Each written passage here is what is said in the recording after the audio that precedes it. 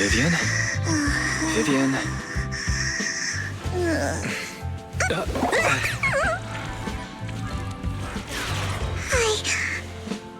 I didn't disturb your sleep, did I?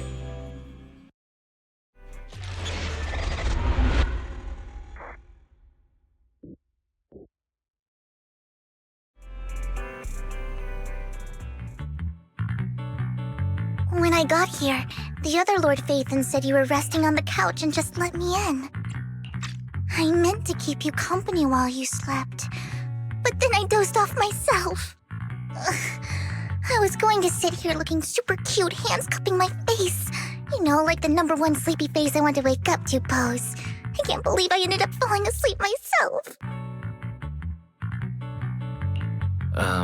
Vivian, are you sure you're awake? That sounded like sleep talk. I'm sure sleeping in that position couldn't have been comfortable either. No, Lord Phaethon. I was just worried that I had disturbed your rest. Just being able to see you sleeping peacefully is already the highlight of my day. No, my entire month. Though it is a bit late, but... Good morning, Lord Phaethon. Good morning? Why so formal all of a sudden? Sounds like you're about to make an announcement. Mockingbird's death has stirred up quite the storm. I took some time to gather intel. It seems someone deliberately leaked the story that Hugo is an illegitimate child of the Ravenlock family, but I haven't found the source yet. Could it be Hugo's uncle, Hartman? Maybe he's trying to turn people against Hugo and Mockingbird by playing the illegitimate child card. I suspected that too. He could be using Hugo's background to make people believe Mockingbird is just another Top's pawn. To the upper class, Mockingbird may be insignificant, but it has a loyal following among regular folks.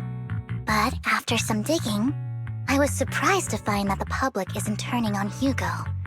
They're actually starting to see him in a better light. Some people feel bad for him, some relate to his struggles, and Hartman's the one getting all the heat.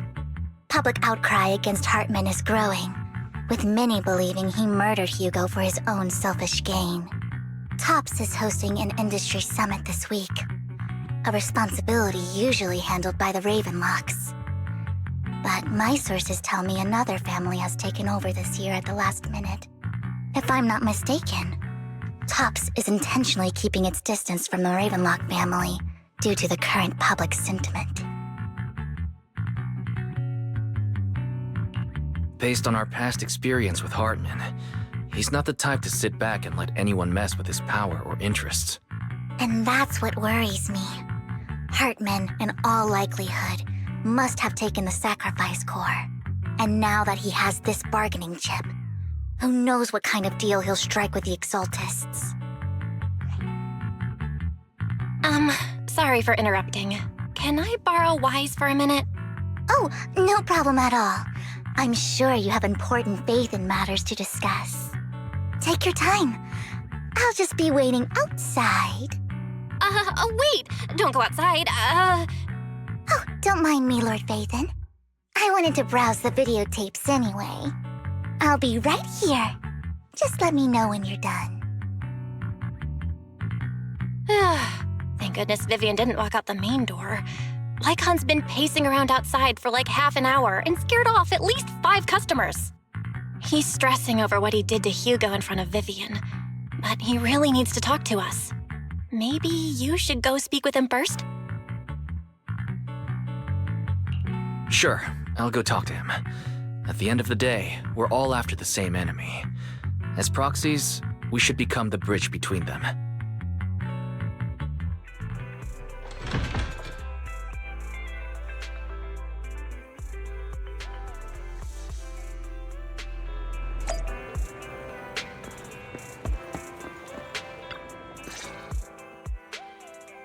Good morning, Master Proxy.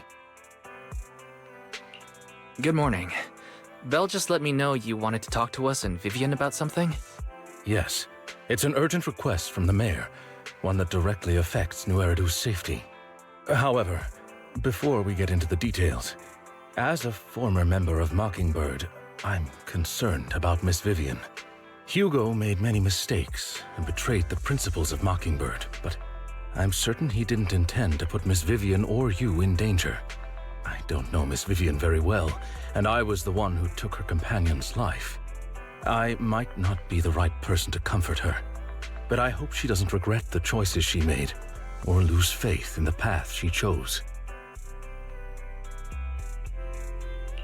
Vivian doesn't seem down at all. In fact, she's been actively gathering intel. I think she's handling this with even greater calm than I am. If you're feeling bad about what happened with Hugo, it might be a good idea to talk to Vivian directly. From what I've seen, she's not as fragile as you might think. That's reassuring to hear. I trust your judgment. You've always had a sharp eye for people. Would you mind coming in with me? I'd like to apologize to Miss Vivian in person. Sure, but just to be clear, I'm staying neutral and not picking sides. You both have your own stance on this. As a proxy, I'll do my best to help facilitate honest communication. I respect that. Thank you.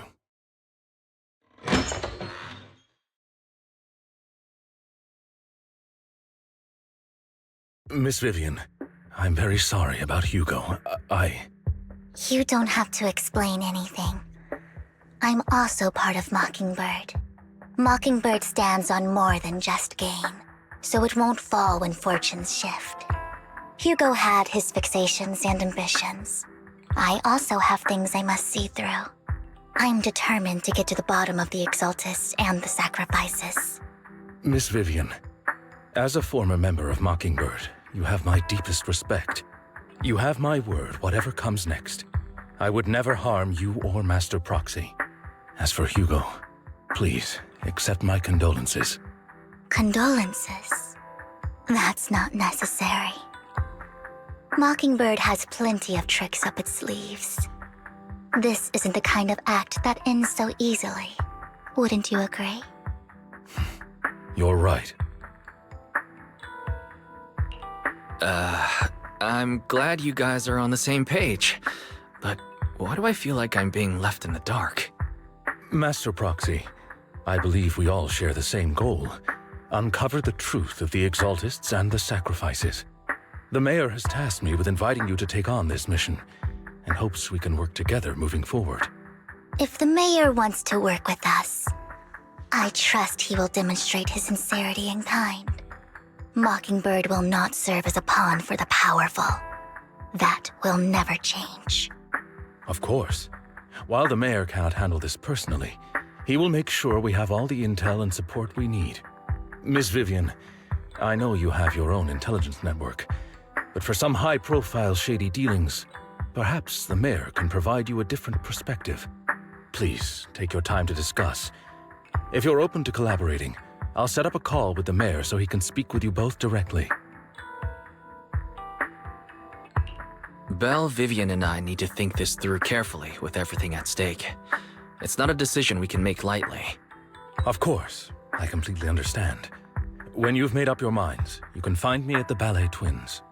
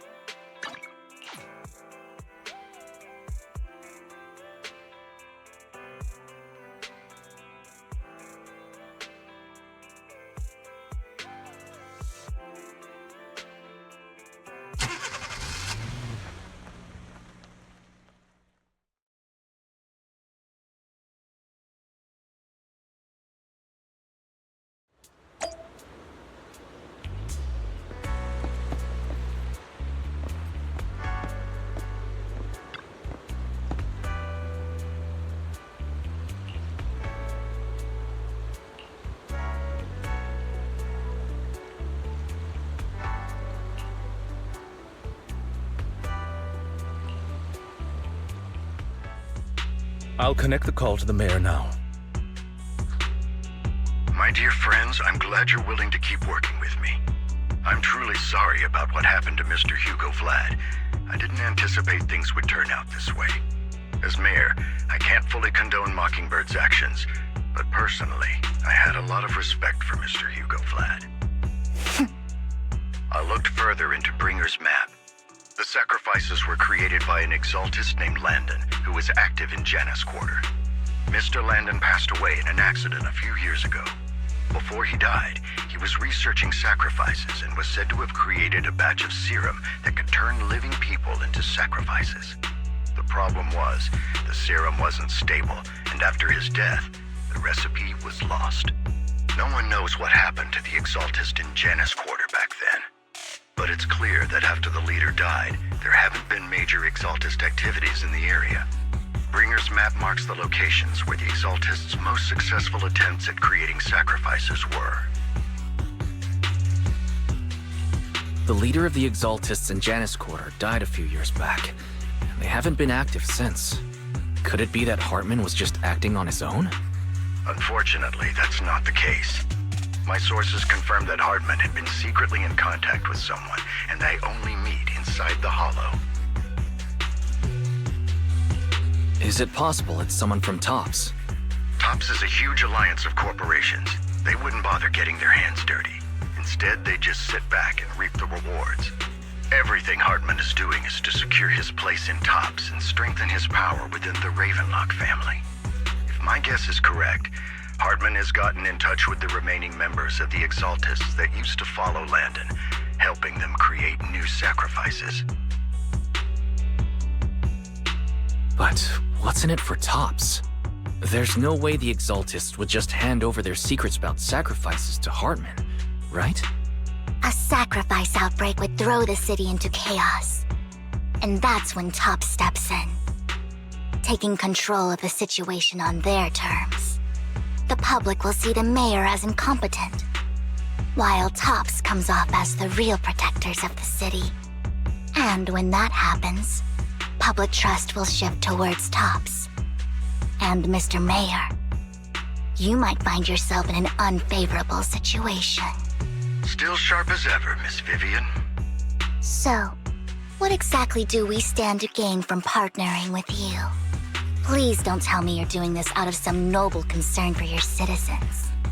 I'm not some hero of justice, and I don't believe in lofty ideals or empty promises. We have a common enemy. While our ideologies may differ, we can work together on this. And as proof of good faith, I may not know exactly where Hartman is, but I can fan the flames over Mockingbird's death and escalate conflicts within the Ravenlock family. So it was you behind the rumors. No wonder I couldn't trace the source of the public outcry. I'm not the one who started the rumors. I just helped them spread faster after they leaked. And I pulled a few strings to make sure the story painted Mr. Hugo Vlad as a heroic figure who was unfairly persecuted. As I said before, I had a lot of respect for him, and I'd be happy to clear his name. Now let me lay out my terms for collaboration. After looking into it, I found that the dormant sacrifice you discovered wasn't the only one. There are more places where sacrifices might be lying dormant. Too many eyes are on me right now, so I can't send my own men to deal with it. I'd like to ask you to retrieve the sacrifices from those locations. I'll make sure to dispose of them once you do, so no one will be able to use them again. On top of that, I've asked a friend to help monitor your physical condition, and maybe even uncover more of your potential. Her research overlaps with your teacher's work. You don't need to worry about her capabilities. She's a Void Hunter rank special investigator. Really? A Void Hunter rank special investigator is going to be assisting us? And she's involved in our teacher's research? That's right. She's heading to Janus Quarter for some business. I wanted to set up a formal meeting, but she declined.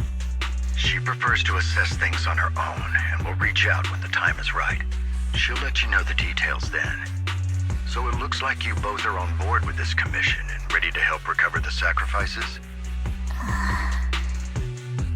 Okay. This affects a lot of ordinary people in New Eridu. We'll do our best. I know you won't let me down. Given our positions, we might not be friends, but we're definitely not enemies. I'll leave the rest to you then. I've got to go. Goodbye.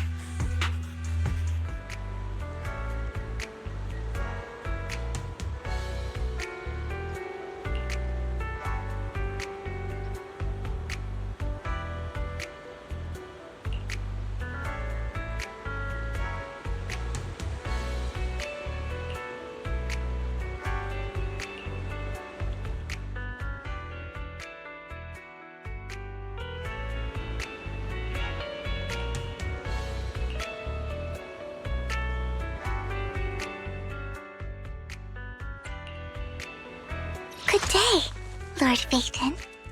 Eradicate all evil. I would never turn down Lord Phaethon. Is the concert starting?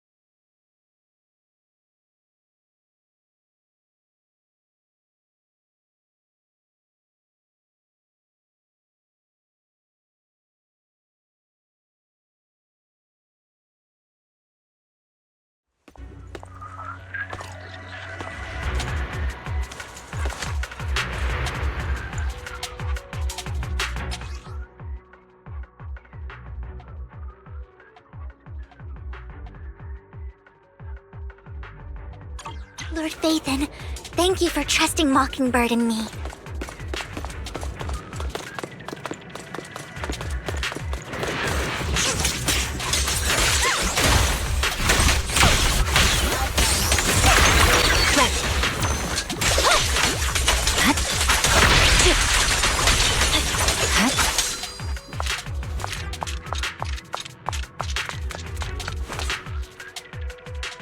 Has someone already taken the dormant sacrifice from here?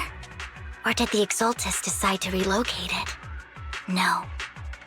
If these dormant sacrifices aren't handled carefully, they could awaken and turn against anyone nearby. She wouldn't risk moving them unless it was absolutely necessary. Did she realize the mayor was looking into this?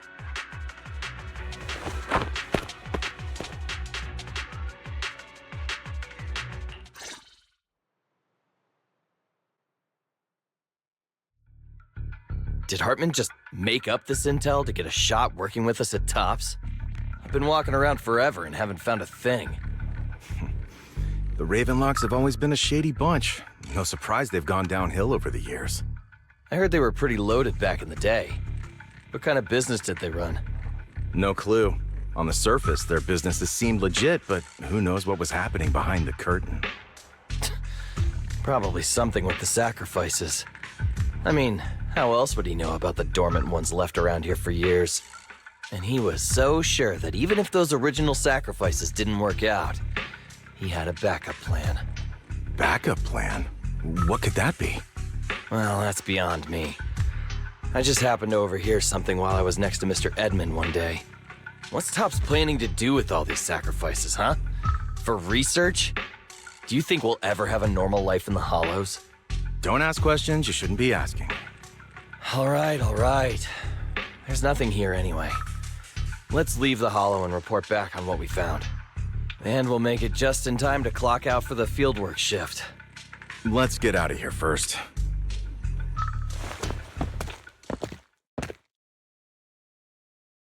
Hartman, that fool. He'll do anything to get into Tops, even if it means playing with fire. She's an Exaltist, Human lives have never mattered to her. The more people get dragged in, the greater the danger. Vivian, you seem a bit frazzled. Who's this she you keep bringing up? I apologize for losing my composure. Please don't mind me. The she I'm referring to is with the Exaltists. Someone I have a history with. That's why the moment I heard about the sacrifices, I felt compelled to uncover the truth. I never meant to hide anything from you. It's just that, for me, the Exaltists bring back painful memories. And I'm not ready to face them yet. So, Lord Vathan, please give me a little more time. Once I've gathered my thoughts, I promise I'll tell you everything. Sure, I'll stop asking. What's more important than an unspoken past is the person standing in front of me now. As for everything else, we can talk about it whenever you're ready to share. Lord Vathan, if we weren't in such a hurry, I'd spend 3 whole hours singing your praises. I'll make note of this and make sure to get it done before bedtime. First things first, let's track down those dormant sacrifices. The Exaltists have probably realized someone's after them by now. I wish we knew what Hartman's backup plan is. I just can't shake the feeling that something bad is about to happen.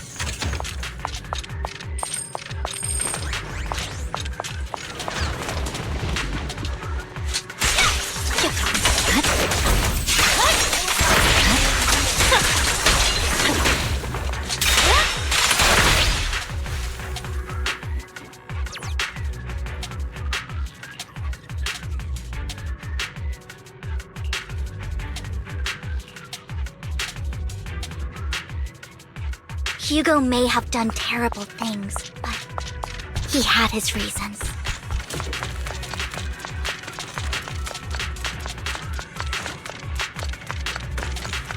Mockingbird might be seen as the bad guys by a lot of people, but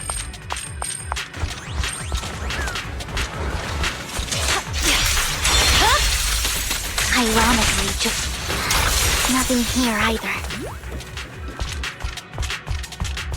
Are we too late?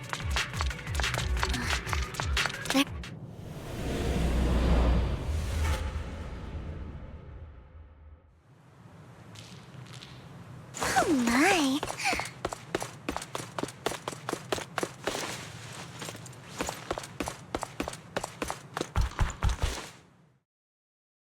I knew it was you, Vivian. Camille, what are you doing here, sis?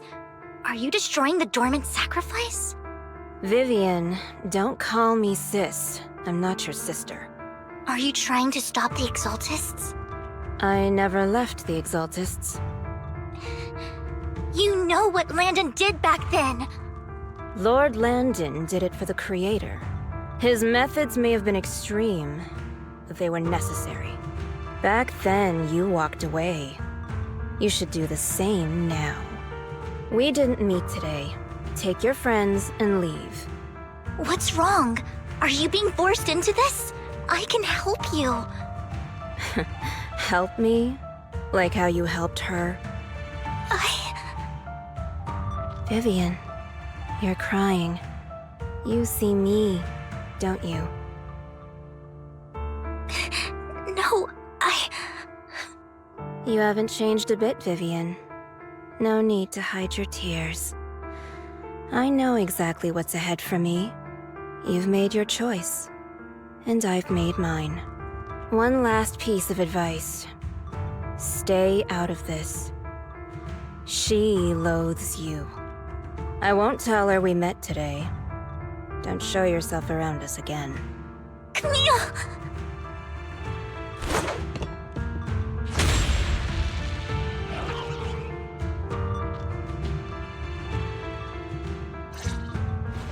Lord Vathan, watch out!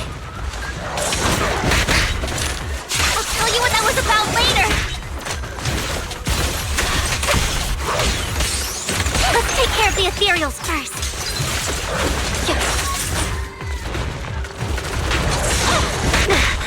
Just this once. Careful! Okay.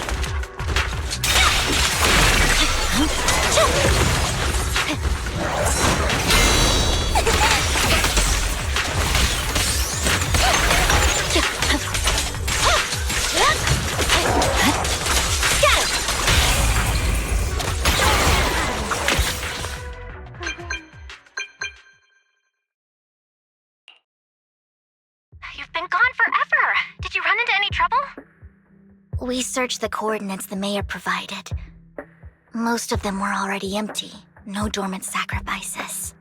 Camille, the Exaltists have been actively destroying the dormant sacrifices. Why would the Exaltists go after the sacrifices?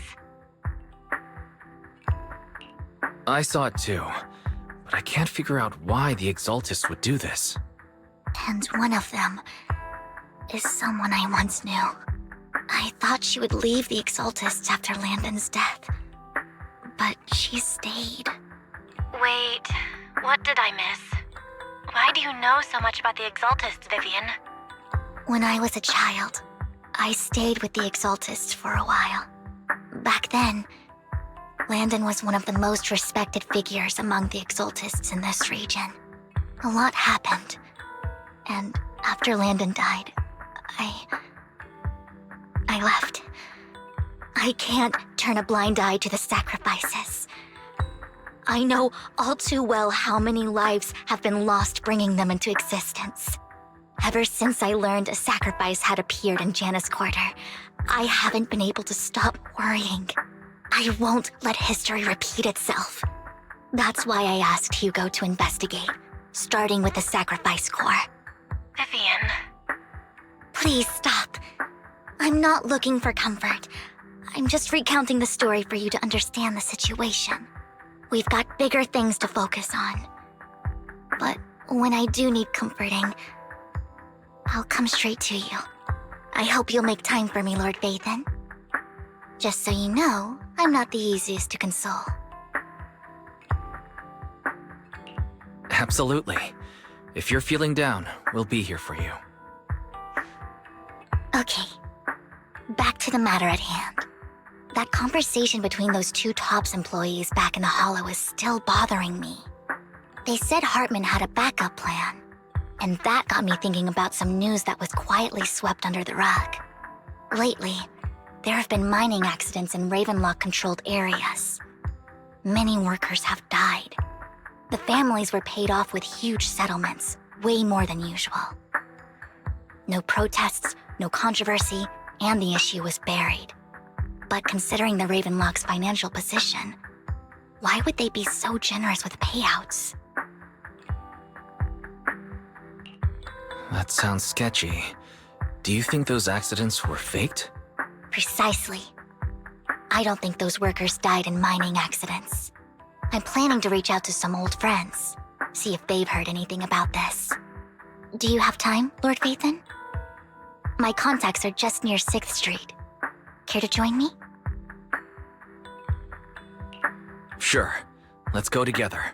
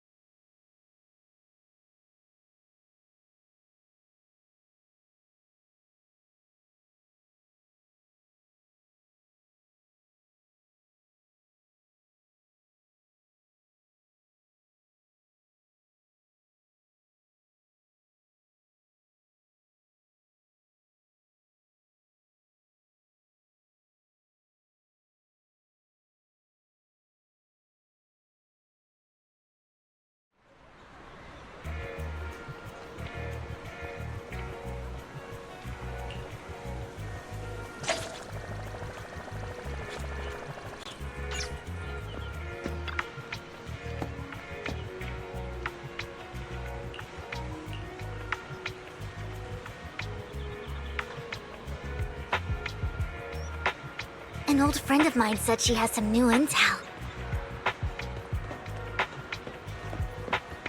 She's like a mentor to me.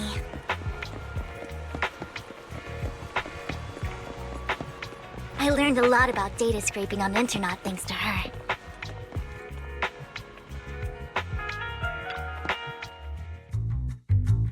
Rain! Long time no see. Yeah, it's been a while. Rain? So you're the old friend Vivian was talking about. Yeah, Phaethon. Long time no see. Rain! You actually know that Lord Phaethon is Lord Phaethon? No, I mean, you actually know Wise is Lord Phaethon. I didn't know right away. One time, I needed a favor from Nicole. I only found out after meeting them. I mean, who would expect a legendary proxy to be running a video store for a living? Oh, by the way, your idol...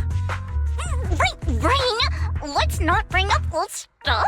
Lord Phaethon wouldn't be interested in that. Why are you all tense? Right! Lord Phaethon lives on 6th Street too, and might know your idol. Remember when you traced that post on Internet to 6th Street and actually went to check it out? And you came back all bummed, spouting nonsense. Like there was only a black cat at the location, and maybe your idol is actually a talking cat. Or something like that. I think I know that black cat. It hangs around our shop now. Lord Phaethon, please, let's drop this topic. Come on, Vivian. It's been years and you still won't say who your idol is. If you'd just let me, I'd have tracked them down ages ago. I get it. You want to find the person who's important to you on your own. But you've tried so hard already. It's okay to lean on me a little, you know. I'm sure your idol won't hold it against you. I shouldn't have come to see you. Huh? What's wrong? Rain, Vivian said you might have some intel for us. Should we get into that first? All right, let's get down to business. Here's something I'm pretty sure about. The Ravenlock family's claim that those missing workers died in an accident? Don't buy it. The last signal from those workers was near the Hollow. Then communication went dark. I think they were taken into the Hollow. And yesterday, I picked up that the Ravenlock family secretly hired some people to search the Hollow's perimeter. I caught a weird distress signal from someone and managed to track down the source. When I tried to reach out, the signal cut out completely. The last trace of the signal was near Lumina Square. Finding someone in real life isn't really my thing, so that's where you come in. Okay, we'll take a look around. You just said this is something you're sure of. Do you have anything you're not so sure of? I dug up some info online, and one thing stood out. A few days ago, there were some creepy sounds coming from an abandoned warehouse by the port. The place was locked up, so no one could see what was happening inside. Not sure if it's related to your search. If you don't find anything useful around here, it might be worth checking out. Well, that's all I have for you. Thank you, Rain. Don't get all emotional on me now. I'm just helping out a friend. This one's on the house. Consider it payback for the favor you did me last time. But if you still want to find your idol, hit me up. I've been curious for what... Alright, don't worry about it. I'll manage it myself. Stop being so nosy, Rain. Nosy? Nah, just professionally curious. What kind of person is worth all this searching, huh? But honestly, whoever they are in real life, they've become a part of you. You've come a long way in this search, Vivian. I much prefer the person you are now. So if you find this person, don't chicken out. Go meet them. People will appreciate you for who you are. Rain. I might not care about the real world or what it'll be like, but I hope everyone I know can live a good life. I'm counting on you to save the world, guys. All right, I have other business to take care of, so I'll leave the rest to you.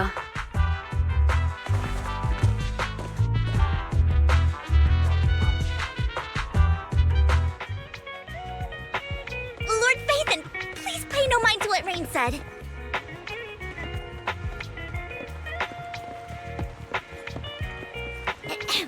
That big guy's up ahead. Let's hurry.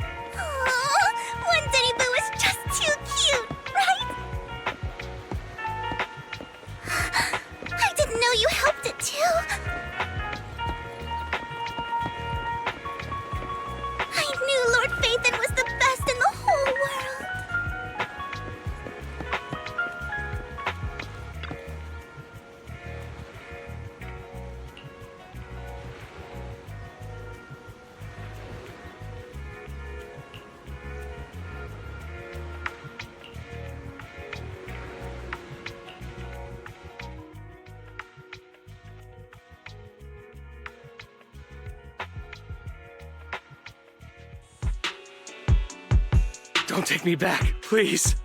I was wrong. I know I messed up. I don't want your money anymore. Please, no. Calm down. Who are you? I won't say anything. Just let me go. I don't know anything. I swear, I know nothing. We're not PubSec, the HIA, or the Ravenlock family.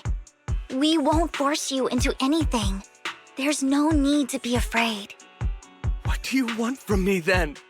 We simply want to know where the Ravenlock family took you and what they made you do. I can't say. I can't tell you.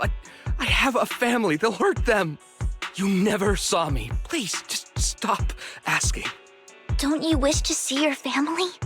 I don't deserve to see them. It's my fault. I was greedy. I did this to myself. But your family must miss you dearly.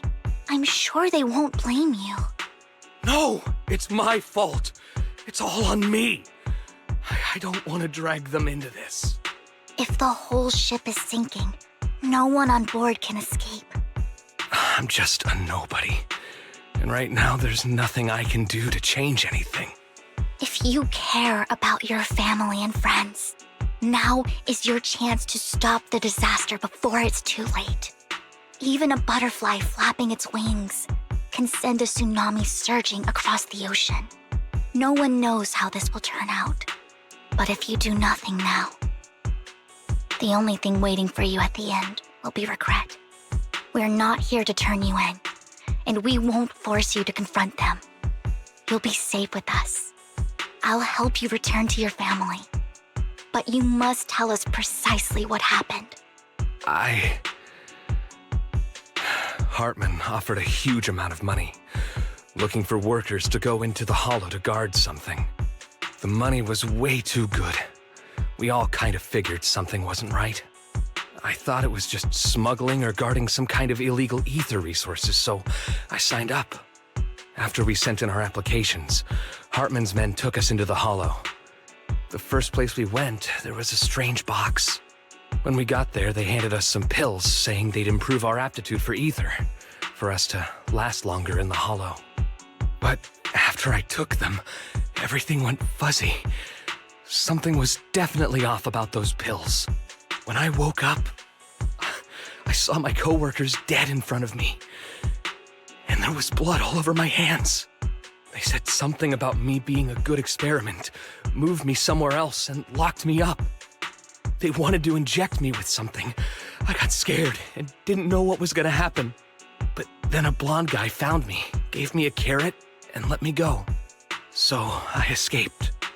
I didn't want to kill anyone. I don't know. It wasn't your fault that your coworkers died. You were just a tool in their hands. Do you remember the place they first took you? Do you know what was in that box? I only remember the first place was like a rooftop. I think it was on top of a tall building. What exactly was in that box? I can't remember. I'm not lying. Those pills they gave us, they make you hallucinate. I took just one and my mind felt like it wasn't my own. My memories turned into a blur. I'm telling the truth. I'm not trying to run from my mistakes. I just really can't remember what happened. I know you're not lying. We'll arrange for your protection. You can rest easy and recover, and your family won't be dragged into this. Once this is all over, you will be able to reunite with them.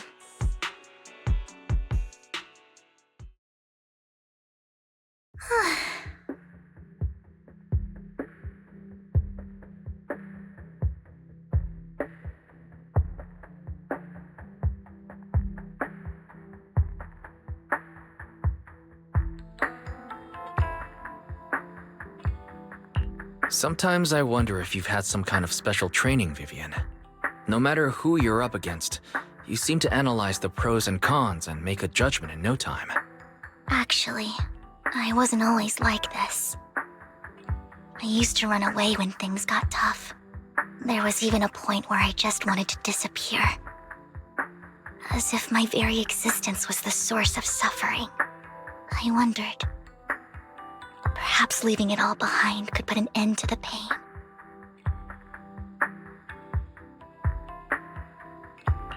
It's hard to picture that. My first impression of you was pretty... assertive. Well, I was on a mission at the auction when we first met. And just as Rain said, I've come a long way from who I used to be. Speaking of Rain, it's quite a coincidence that you two know each other and are actually close. You even know one Denny Boo. That surprised me. We might have crossed paths without even realizing it. Enough about me. Tell me more about you, Lord Phaethon. Where have you been, and what have you experienced? Looking back, it feels like I've been through a lot lately. Belle and I even lost our Phaethon account. It's a long story, starting with how the Cunning Hares took something from the Red Fang gang.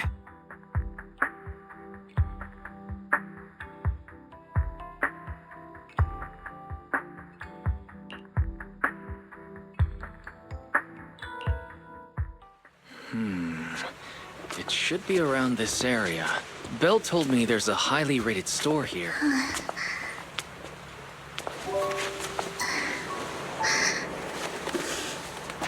Lord Phaethon! What's wrong? I've seen that black cat on 6th Street. That harmonica in the outer ring you mentioned. I've heard it before, too. I've even been to the monument outside Hollow Zero. But none of that was a coincidence. It was me.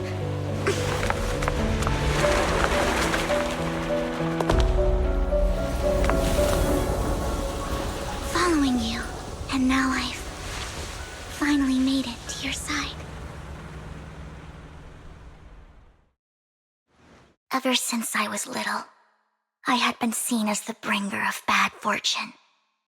I had traveled to many places and witnessed far too much misfortune.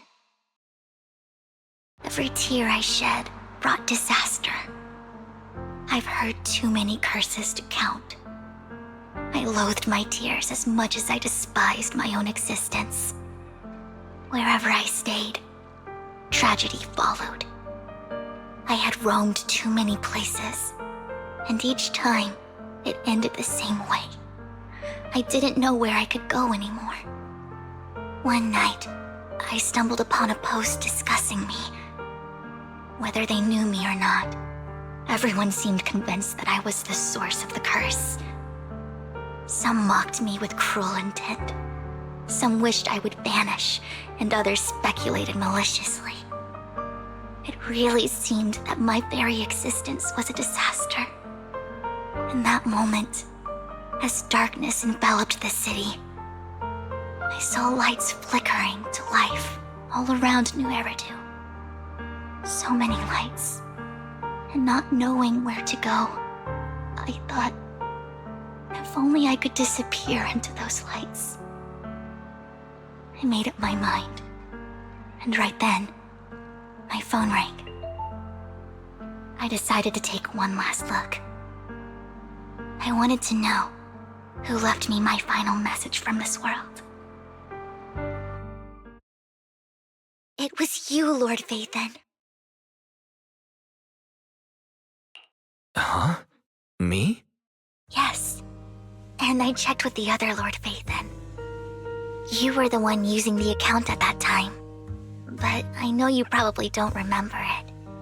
After all, it was just an ordinary day, with an ordinary post and meaningless comments online. But for me, it was the night I finally realized where I could go. I wanted to walk the paths you had walked, see the sights you had seen. And then, one day, share it all with you, face to face. So, I have to ask, what exactly did I say in that reply? Well, you'll have to figure it out for yourself. I'm not telling you. You're putting my memory to the test. So, Lord Phaethon, thank you. Not only for that comment you made that day, which was a silver lining for me, but also for giving me the courage to become who I am today. The Vivian standing right in front of you now. Lord Phaethon, I truly like who I've become.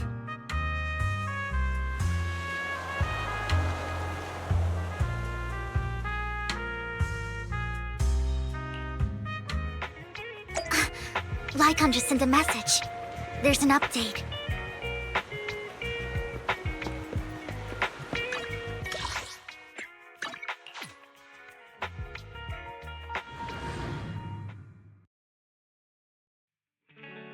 Wise, you're back.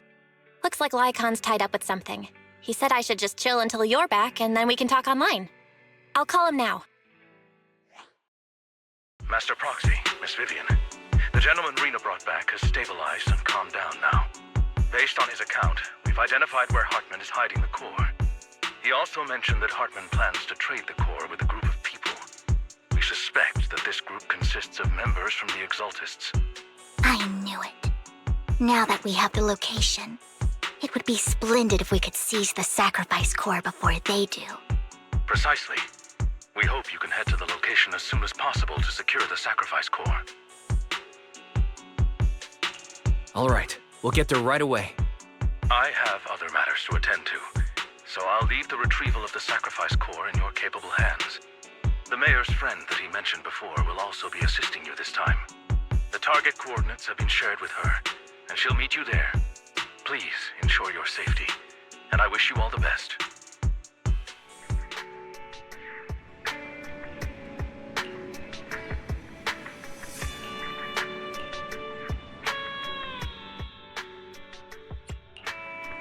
I would never turn. This is the path I follow.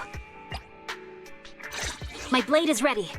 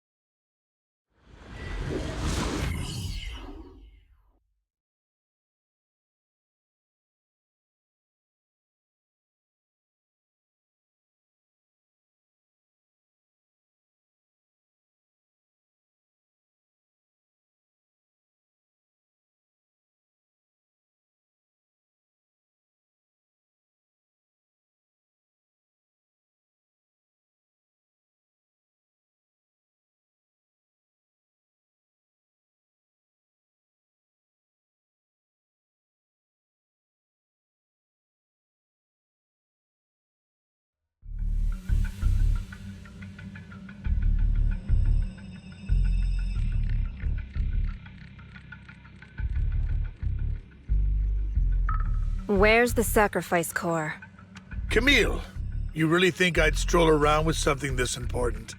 Plus, even though the Ravenlocks and the Exaltus have been working together for ages, I've hardly even met Lady Dina. I'm the one offering the sacrifice core here. I'm curious what Lady Dina's got lined up for me in return? I'm just here to verify that the core you mentioned is real. Once that's sorted, Lady Dina will give you a proper response. Our partnership isn't just talk. We need to be sure you have what we need before moving forward. Sure thing. I'll take you to where I keep the core. Once you verify it's legit, have Lady Dina come over. We'll lay everything on the table face to face. All right, lead the way. It seems Hartman is trying to bargain for more. What a greedy and insatiable man. It's just that... why would they only send Camille for something as important as the sacrifice core? And I can't shake the feeling that Camille doesn't want Hartman and Dina to meet. Why is that?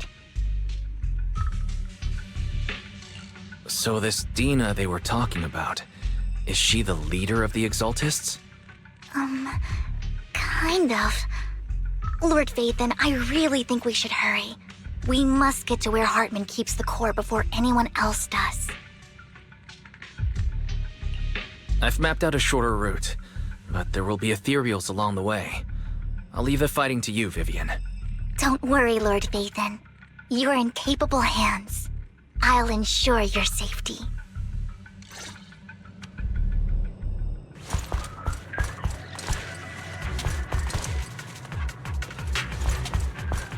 Ethereals!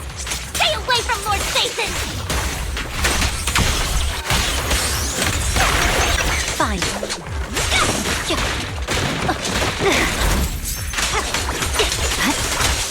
You're done!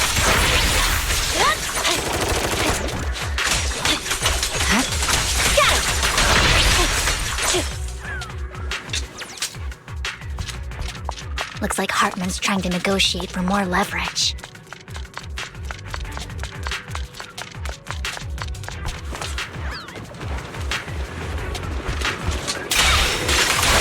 Let's keep moving, Lord Phaethon.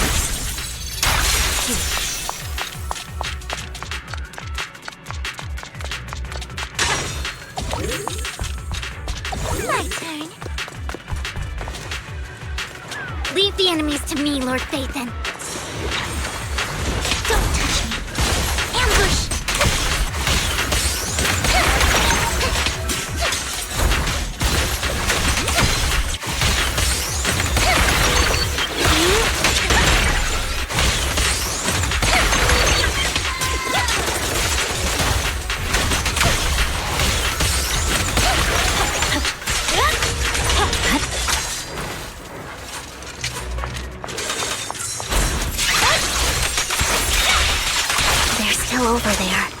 Looks like they're arguing.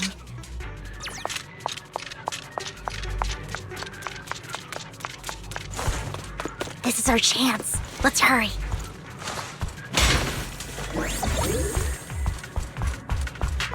No matter who has the sacrifice core, Hartman or the Exaltists, it would...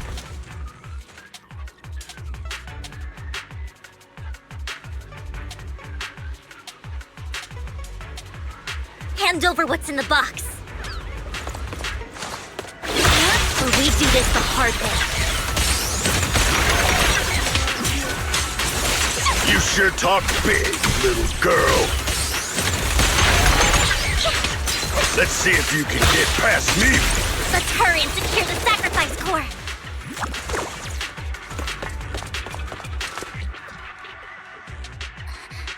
Lord Vathan, the box is empty. So Hartman never kept the core here to begin with? How did you even find your way here? Where's the core in the box? What did you do with it? You call this keeping the sacrifice core safe?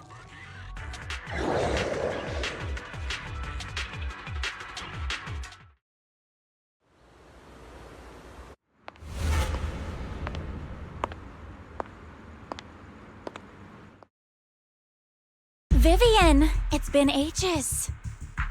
Dina! Oh my, you actually remember me. So sweet. Look at you, thriving. I thought you'd totally forgotten about our past. So, tell me, do you ever dream about the people you've killed? Are they crying in your head all night?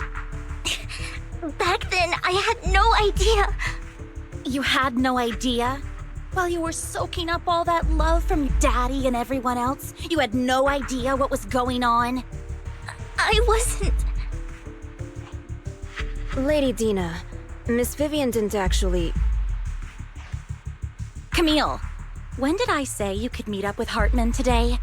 I just wanted to make sure the sacrifice core is legit. I was worried Hartman might try to pull a fast one on us. Really? So loyal. I thought you'd be more like the old days.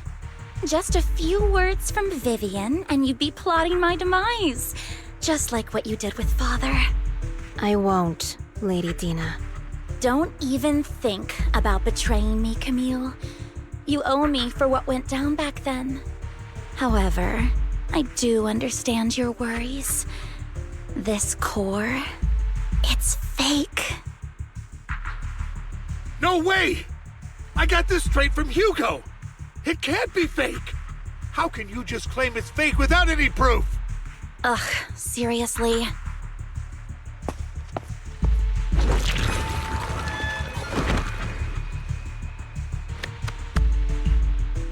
The sacrifice core can max out the ether particles within human bodies in no time at all. But look at your little subordinate. How uncouth. He's making noises like some animal. Can you shut him up? So annoying. The masterpiece Father made for the Creator isn't this worthless piece of junk you're holding. So, the real core. Vivian, where do you think the sacrifice core is really at? I don't know. If I knew where the real core was, I'd destroy it without a second thought. Dina, you understand what the sacrifices are. And you know those who were blessed should not have to endure such horrors. Oh, they shouldn't have suffered those horrors. Weren't you the one who decided if they'd be blessed or not? If it weren't for your tears, how would they have encountered such misfortune? How self-righteous, Vivian. Their fates were in your hands. It was you who brought disaster on them. Landon just needed an excuse. He needed someone to blame. Whether I shed tears or not, he'd treat living beings as mere subjects for his sacrifice experiments. Dina, you know all of this. Landon even went so far as to sacrifice you. Shut up, shut up, shut up! Father did it for his great cause. Vivian, why do you always mess everything up for me? Everything! You did it before, and now again! You just had to ruin my plan. I was so close to fulfilling Father's last wish! If you don't give me the sacrifice core, be prepared to become food for the ethereals. I told you I don't have the sacrifice core. Otherwise, I would have destroyed it already. Lord Phaethon, find the right moment to retreat. She can be quite unpredictable when her temper flares. Oh, really? You don't have it? Then I suppose there isn't a reason to keep you alive.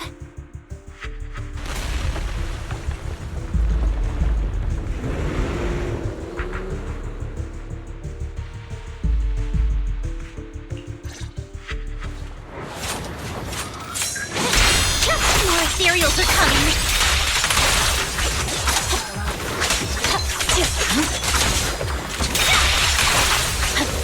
There are too many.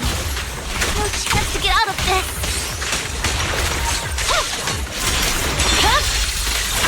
Weakling.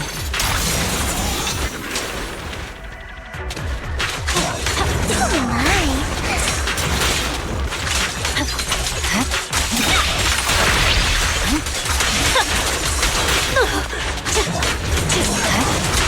I swear on my blade.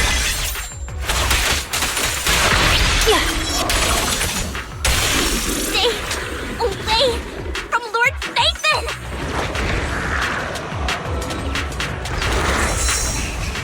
There are so many.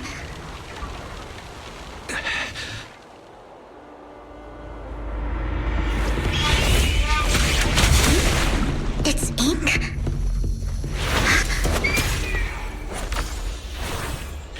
Shun Palace, good fortune, closed gate, safety. What?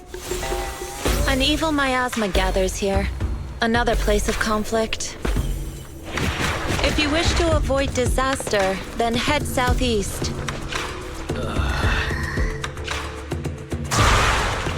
Now! Thank you.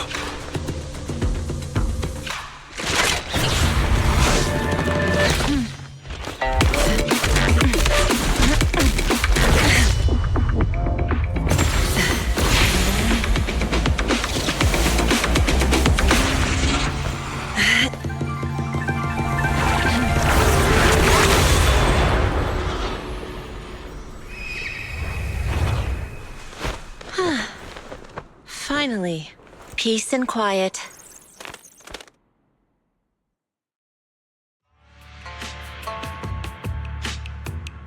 You must be wise, right? Mayflower mentioned a special partner might need my help. May I ask, who are you? I'm the 13th generation master of Yunque Summit. You can call me Yixuan. Mayflower passed along your info, and I was curious what kind of person you are, so I came to see. At first, I thought it might be a hassle, but your energy feels really calming. Quite nice, actually. So, you're the investigator the mayor mentioned. Yes, he also asked me to be your temporary teacher and offer you a bit of guidance. Guidance? What does that mean exactly? Unfortunately, this isn't the right time or place to talk. I have some investigation work to catch up on, and it seems you've got quite a lot on your hands, so let's part ways for now. I'll find a good time to visit you soon.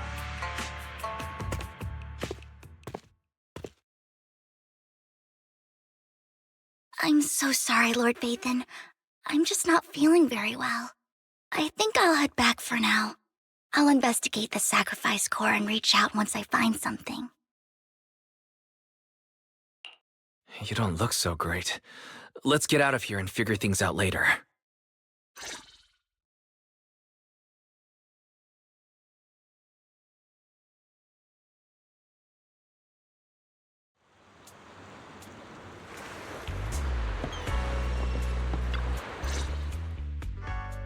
Lord Phaethon, are you going to rest now? I can head back later, Vivian. You seem a bit off since we left the Hollow.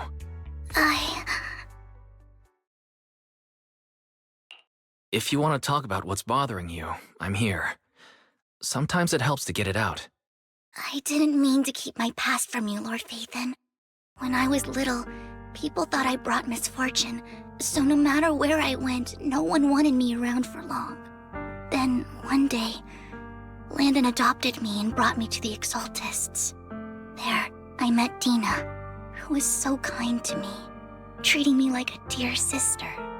She told me her father, Landon, was a great man who'd one day make everyone stop fearing the Hollows, so all life could live freely inside and outside of them. Dina helped Landon pick people for the blessing, and everyone in the Exaltists respected her greatly. Those who received the blessing would have a better ether aptitude, allowing them to enter the Hollow freely without fear of sudden disaster. Back then, Dina would chat with me every day, always about the Exaltists and her father. But things between us shifted when Landon asked me to step in for Dina. Landon told me I didn't only bring misfortune, and that if I listened to him, I could actually help people. After that, he'd take me to meet people, and if I shed tears, he'd give them a blessing medicine. Those who got the blessing could dodge calamities. At first, I was ecstatic, thinking I could help others. I shared my joy with Dina, but that was when she started to pull away from me. Was that blessing medicine the same sacrifice serum Bringer had? Yes, to be precise, it was an early version of the sacrifice serum. Landon's medicine wasn't stable. The medicine Landon developed could boost abilities quickly, but also sped up the development of ether corruption. In the end, most people turned into ethereals, and a few became sacrifices, losing all human consciousness. The ethereals were killed while the sacrifices were given to the higher-ups of the Exaltists. The Exaltists wanted the sacrifices to hold human consciousness, so Landon's medicine was seen as a failure, and he gradually lost influence within the Exaltists. One day, I saw Dina, and tears streamed down my face. In a bid to save his reputation, Landon decided to let his own daughter receive the blessing. I had always thought that getting the blessing was a good thing, until I saw terror in Dina's eyes that day. That evening, I broke Landon's rules for the first time and followed him out of the Exaltist's residence. I trailed him to the Hollow, where I witnessed someone who had been blessed becoming corrupted. In the end, that person became an ethereal. Then, without hesitation, Landon killed him. Before Landon returned, I went back to the residence and snuck into his study. And there, I uncovered the truths I just told you. And just a few days later, it was time for Dina to be blessed. I wanted to save her and stop anyone else from getting deceived. So, that day, I told everyone present that Landon should be the one to receive the blessing, not Dina. At first, Landon argued, and no one believed me. But, in front of them all, I looked at him and let my tears fall.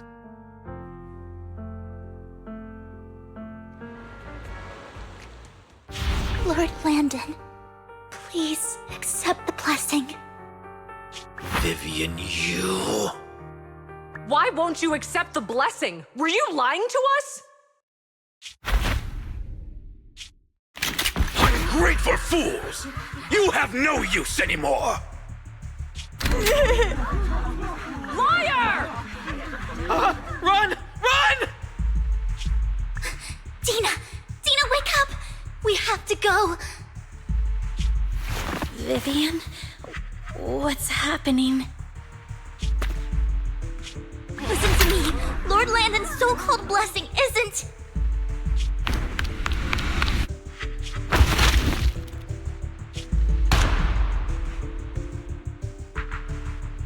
Father!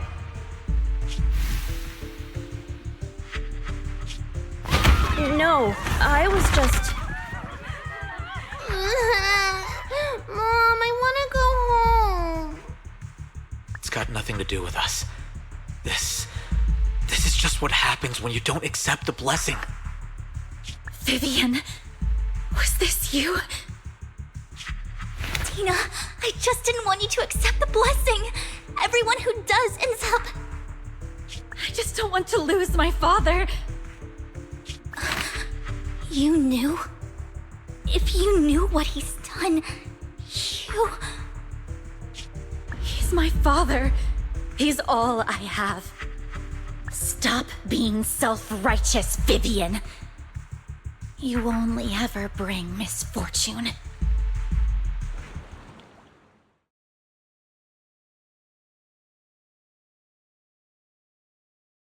I thought once Landon was gone, Tina would leave the Exaltists. I never expected her to continue his research, or that Camille would stay. Camille lost her entire family in a hollow disaster, so she's always supported the Exaltists. She's not a bad person. She's just someone searching for hope. She joined the Exaltists very early on, and even watched Dina grow up. That day, she was just so desperate to save Dina that she... All these years, she's been following Dina, taking care of everything out of guilt, I think. But I didn't just fail to save Dina. I trapped her. I see misfortune approaching, but I can never change its course or avoid the bad ending. Maybe I really am a bringer of misfortune. No, you're not the one causing trouble. Whatever went down with the Exaltist, it was Landon who was pulling the strings. As for Dina and Camille, they knew the truth and they made their choice. The hollows and the disasters they caused took more than just their loved ones. Not all survivors cling to obsession and hatred like those two do. Lord Phaethon. You need to believe in yourself, Vivian. From what I can see, you're handling this sacrifice crisis pretty well on your own. Besides, you told me you really like who you've become. I hope that you can believe in that at the very least. Yes, that'll always be true. Thank you for listening to my story today.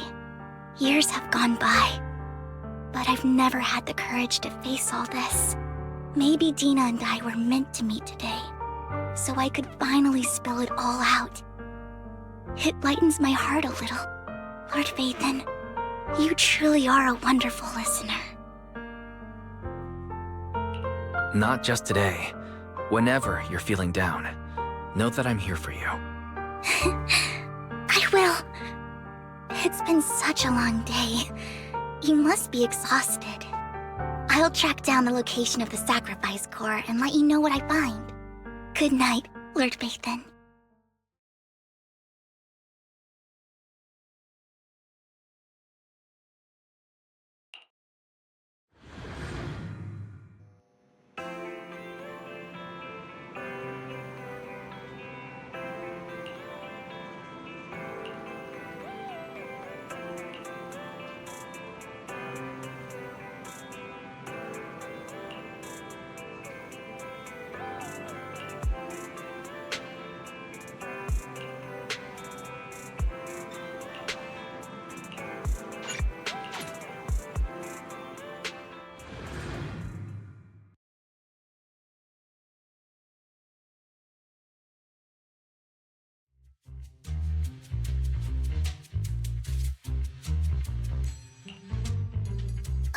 Shul, I didn't expect you to be working here. Perfect. I was just covering someone's shift. The screening here is super strict, and I was afraid the supervisor would realize I was new and subbing for someone, so I hid in the control room during the supervisor's inspection. So I happened to bump into this guy, a blonde man wearing a hat, and I think he was checking some footage. Then he logged that footage into the tape he brought. Later, I found that part of the footage had been wiped. Blonde, wearing a hat. Could it be Hugo? Do you know him? I think it's him. If it were Hugo... I think I know where he would hide the tape. Thank you, Shaw. You were a big help. Great! You also helped me a lot when I started working. I used to make mistakes all the time. If it weren't for you cleaning up my messes, I would have been fired ages ago. So I'm happy I could help you too. All right, go ahead and do what you need to do. We'll catch up another time.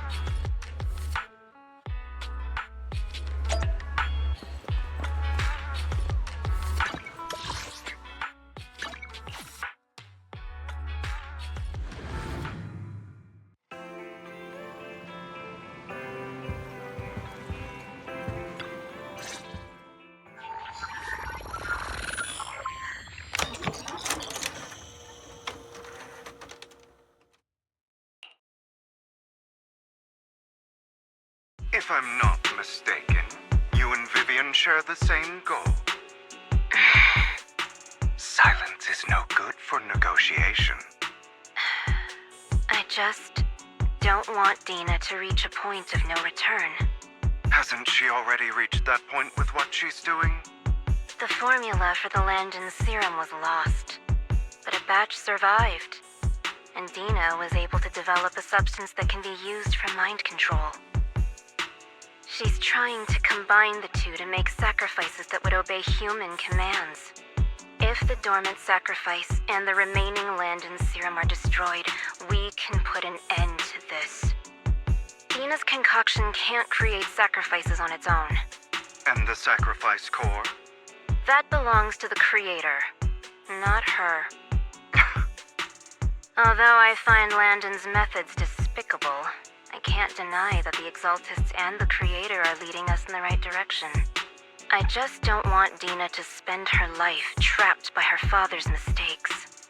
I mean, no offense, but I find your protectiveness rather weird. I will confirm the location of the dormant sacrifice and find the chance to relay the information to you. I do not want any of my people to be going into danger. As for the sacrifice core, I can only guarantee that it will not fall into her hands. As for how things will ultimately play out, The Creator will guide me.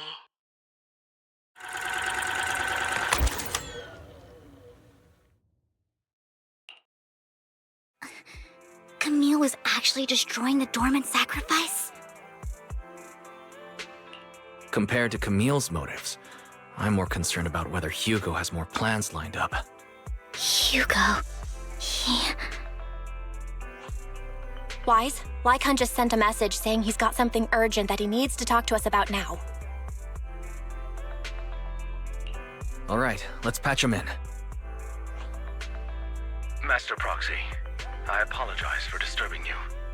We have just learned that the Ravenlock family will host a banquet tonight. This banquet is rather special, as they're allowing members of their family to invite business partners to attend.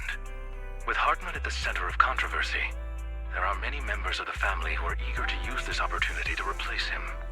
The mayor has been spreading rumors of a young tycoon who inherited a sizable fortune and is looking to partner with a person from an old and influential family. This information has lured a young man named Burton from the Ravenlock family. So, you want me to pose as this tycoon and use Burton to infiltrate the banquet? Correct. And Hartman's study is also located within the venue. I see. Hartman's study might hold valuable information.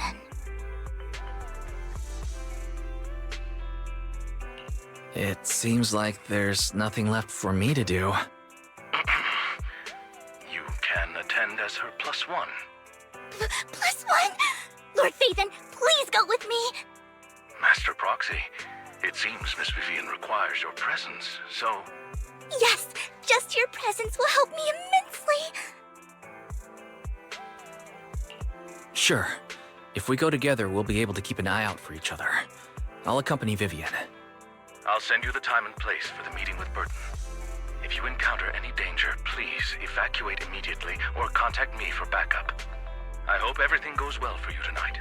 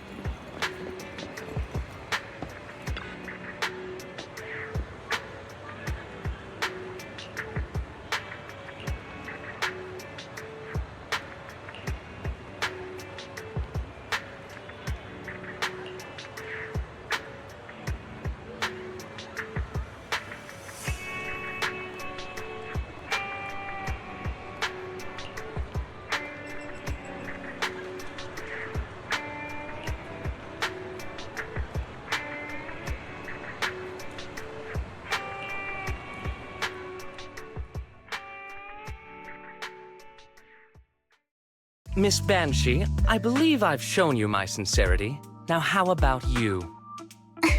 Sincerity? My presence here is a show of sincerity. If we're to work together, Miss Banshee, you should drop your pretentious act. I am well aware of the ways of the Ravenlock family. If I were to come empty-handed, I probably wouldn't even be able to make it out the front door tonight. Since I agreed to come with you, and even brought along my most precious companion, does that not show my deepest sincerity? No need for such an off-color joke. Our door is always open for those coming or going. We both know what's what, so let's cut the small talk. I know far more about how the Ravenlock family made their fortune than most here. I am also well aware of why Hartman, despite such a massive scandal, still remains in power. Oh? Do tell. Exaltists, blessing, sacrifice, Landon. Where would you like me to start? How did you know that? No, who are you? Don't be so tense. If I'm not mistaken, it's about time the banquet began. My companion and I are practically famished. Is this how you treat your guests? By letting them starve? Perhaps when we've had our fill, we'll remember where the sacrifice is hidden. You know where the sacrifice is? So, can we go get something to eat now? And I'm also looking forward to receiving a special dessert from you. We can discuss what you wish to know while we enjoy dessert.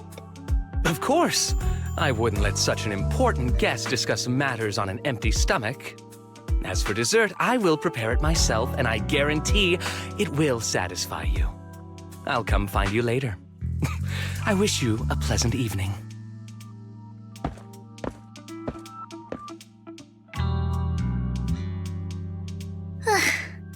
These kinds of people are exhausting to deal with.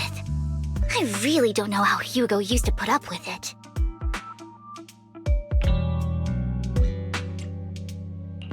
You always managed to surprise me. You sent him off with just a few words. If I were him, I'd think you were a powerful noble lady.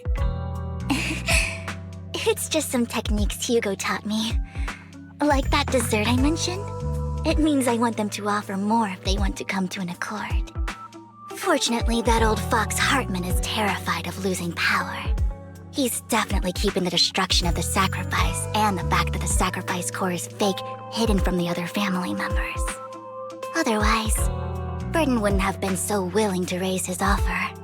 Lord Phaethon, let's find Hartman's study when the banquet is at its busiest. All right. I've already taken note of the surrounding terrain. Once more people arrive, we'll enter the garden through the door in the corner of the banquet hall. Wherever you go, I'll follow, Lord Phaethon.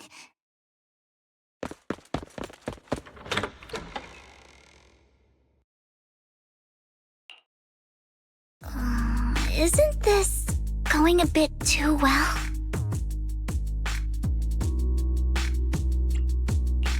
The security outside of the manor is really strict, but maybe it's more lax on the inside? Just in case, though, let's contact Lycon. Right. Having some backup would be safer. Let's check Hartman's recent correspondences for clues. I still have concerns about the sacrifice core. Right. Though the core he gave Dina was fake, Hartman might have left a trick up his sleeve and hid the real one. Then let's split up.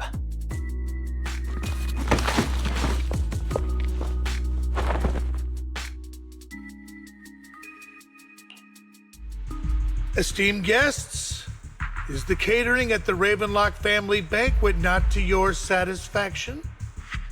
So much so that these two distinguished guests felt the need to come to my humble office to scavenge for food. Don't want to come out? Well, after all, you don't have long left. Burton, that greedy idiot, fell for the mayor's trap. But I never expected that he would bring you into my territory. I suppose I should thank him. Otherwise, I would have had to go to great lengths to eliminate you. Vivian, Phaethon, give Hugo my regards. Tell him I shall be taking the wealth and power of the Ravenlock family for myself.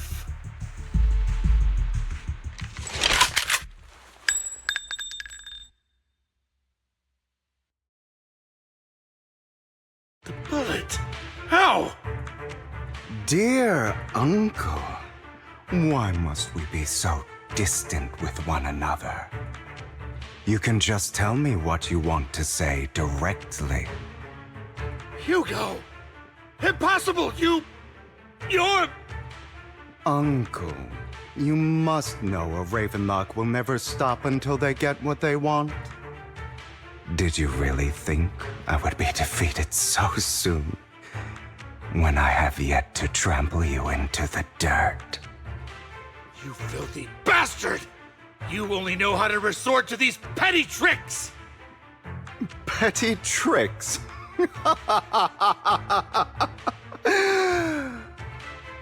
Perhaps you'd like to know what I managed to accomplish using this faked death of mine. My dear Uncle.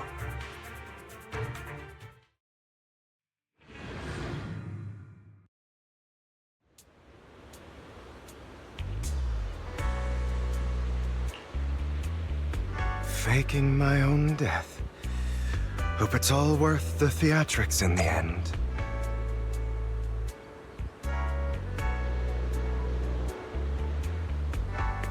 It was just to keep Hartman off my back, but maybe I went a little overboard. The manager must be pretty shaken up. I should apologize at some point.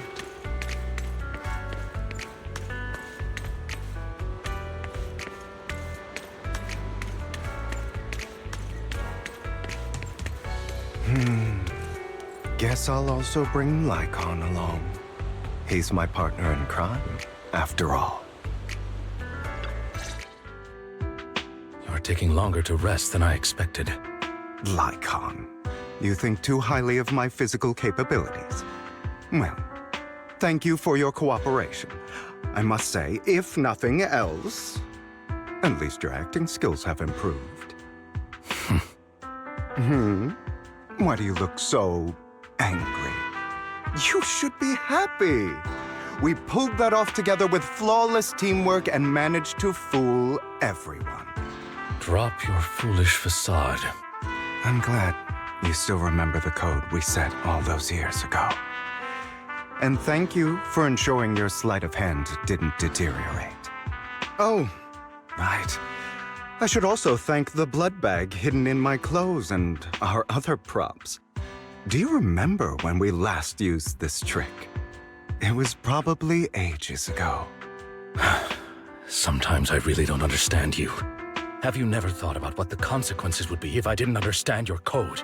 If I decided against helping you? Or if I just couldn't control my strength properly? You'd understand it. Of course, if things really did go awry, I had alternative plans. You wouldn't be so arrogant as to think I'd bet everything on you, would you? You're insane. Aw, I'm flattered. So what exactly is the purpose behind all this? Surely after going to such great lengths to erase your own existence, you don't just plan to hide here and reminisce about the past with me. Don't try to brush this off. I've already helped you enact your plan. Tell me the truth. Don't get your tail in a twist. I have more plans that require your assistance, so naturally I would not hide anything from you. Simply put, as things stand, whether as Hugo Vlad or as Mockingbird, I am doomed to die. Seems you've made quite a few enemies. As a member of the Ravenlock family, I negotiated with Edmund and managed to obtain resources from Tops for my future plans. I also confirmed what attitude they held toward your master, the Mayflower family. Meanwhile, I used my identity in Mockingbird to strike a deal with Hartman and gather information on their collaboration with the remnants of the Exaltists.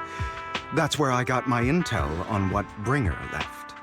Oh, by the way, the crime declaration letter that your dear mayor received, that was also sent by yours truly. He's probably figured that out by now, right?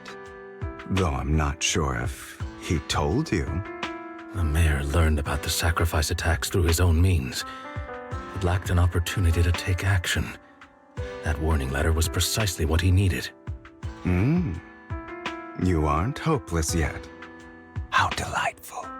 In short, I'm more well-informed than your lot because I get around, dealing with all these different important figures. But of course, it comes at a cost. It's only fair. After all, you can't hide the smoke from a wildfire. Rather than trying to carefully tame it and risk setting yourself alight, it's better to let it burn free. When I helped you put on your little act, killing you in front of everyone, you left the sacrifice core to Hartman. That was intentional too, then? Oh, yes. And it worked like a charm, didn't it? Now no one cares for me anymore, and all eyes are on Hartman. A perfect situation for keeping the Ravenlock family in check while dealing a cutting blow to the Exaltists behind them. Another crucial point is Vivian and Phaethon. I must sever any ties they have with me or Mockingbird. Although I feel bad for Phaethon about what happened, but it had to be done. That's the only way they would be safe, allowing the plan to continue. I noticed that you never turned your blade toward Master Proxy. So, those words you said back then were also... I will bloody my hands. I will carry the weight of my sins. I will become the Abyss. Obviously, it was all an act. My acting has always been impeccable, as you know. Hugo, you're taking such a tremendous risk. Why? Would you believe me if I said it's for justice?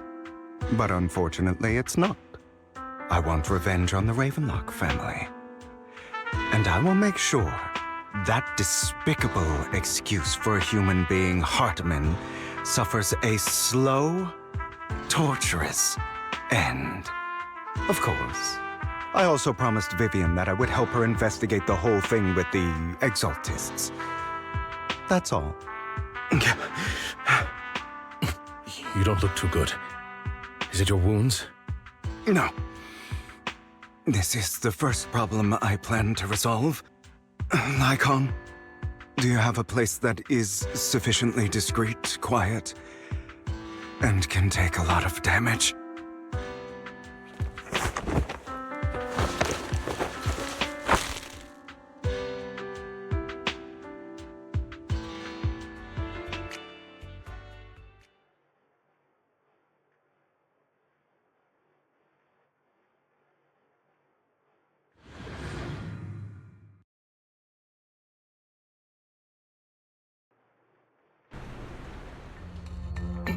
What exactly are you doing? Don't look at me like that. If I didn't have to do this, I wouldn't. Hartman recently obtained a bizarre substance, most likely from those crazy Exaltists. After use, it allows control of the victim's mind. To some extent. You were dosed with it. To be more precise, Lycon, I deliberately allowed Hartman to put this drug in my cup to facilitate our previous collaboration.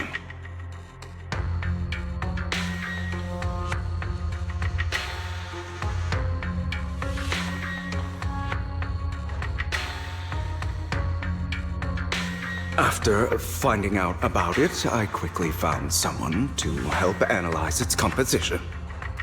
The good news is he gave me a very low dosage, perhaps because he was afraid I might notice. There's a different medication that can delay its onset, preventing me from actually being under his control. I simply need to put on a show in front of my dear uncle.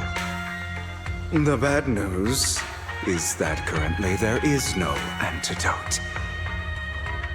When I delay those effects, however, they will accumulate and erupt when my body reaches its limit. It may even break my mind. And that's exactly what's happening now. I need to endure those accumulated consequences. So, I will lock myself in this room for however long that takes. I've tied my limbs to prevent me from smashing this place or accidentally hurting myself. Anyway, after you leave, do not open this door, no matter what you hear. I recommend seeking professional medical assistance. This is advice I received from a doctor. Or are you saying you don't believe I can make it? So, I can't. Come find me here at the scheduled time. All you need to do is smile and await my victory. What if I want to stop you? You know you won't succeed. You never have. And you never will. Well, time is short. Let's begin. I understand. Don't die, you stupid bastard.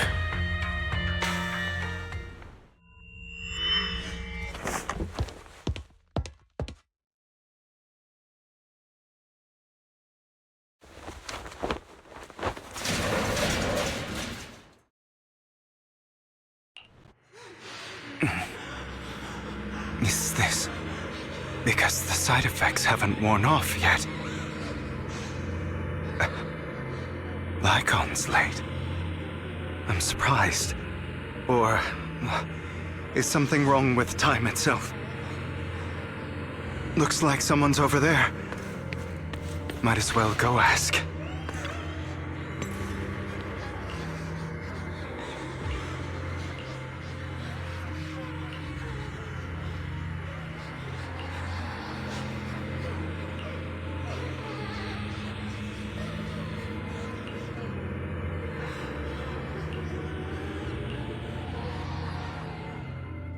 It's all your fault. I wish I had never given birth to you!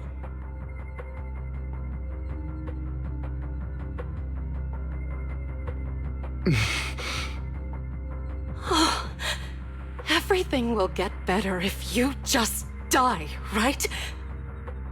If you die, he'll come back. We'll have another, more perfect child. One who will inherit the Ravenlock family bloodline.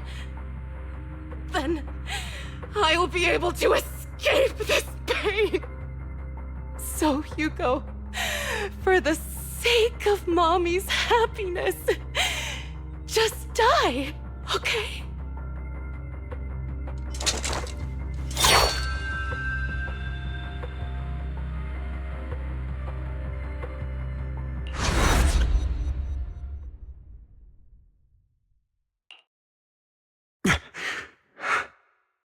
So, I wasn't awake yet after all. That's because you don't want to wake up again. Who are you? I am you. Hidden deep within your heart. Your most true self. You want to kill her, don't you? Your so-called mother. Every time she beat you without reason, when she tried to gouge out your eyes, when she sold you into that hell, laughing all the while. You wanted to be the one to end her life. Why not admit your hatred? as you are, you can hunt her down and make her pay for the living hell of a childhood she made you suffer. Yes, I hate her. I hate her because she was foolish and shallow, greedy and stupid. I hate her because she doesn't deserve to be a mother. She did everything she could to try and get into the Ravenlock family, believing she could live a life of luxury without having to do anything and never realizing she was a pawn, discarded from the very beginning. So she chose to blame me. Blame me for my heterochromia. Blame me for my very existence. But I won't kill her, because I know it won't change anything. She was incapable of loving me, just as she is incapable of loving herself. Have you been brainwashed by that dog? Keeping up the act of being some magnanimous and forgiving fool? Don't compare us. I've simply come to understand love or hate. I make my own choices, and they have nothing to do with anyone else. She sold you to the Ravenlock family for a huge sum of money. She used that money to start a new life without you. While she was indulging herself, you were going through hell in the Ravenlock Manor. Does it not torment you? Do you not feel the hatred? Do you not want to demand answers? Kill her. Only by killing her can you be truly free. For a long time, I thought the same way. But now, well, I want to make a different choice. Stop lying to yourself. You never had a choice. This weak-minded thinking will only lead you to failure. Like before, you'll be nothing but a worm, trampled into the dirt by those so-called elites. Do you still not get it? This is how the world is, and always has been. Hesitate and you'll be the victim.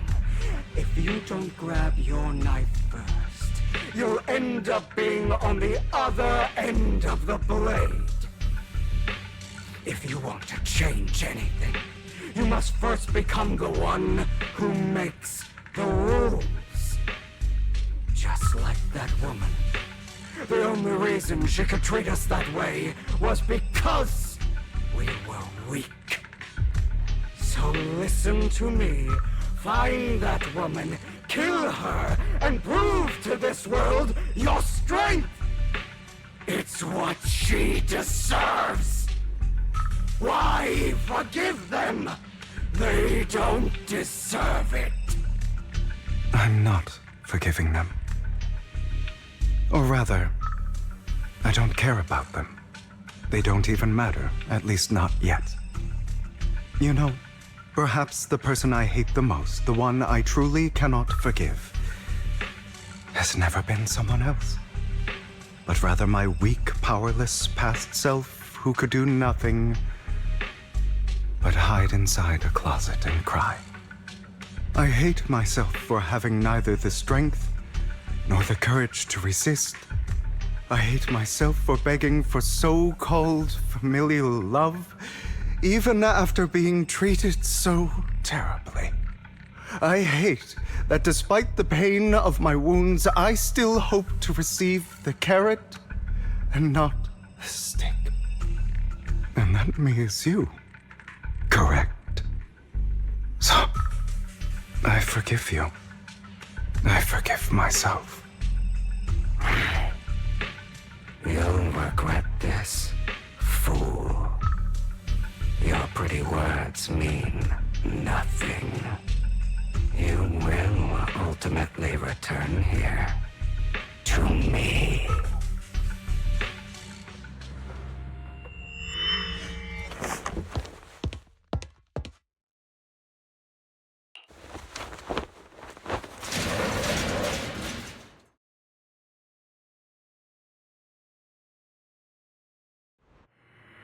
I see. This is still an illusion. I wonder who's going to show up this time.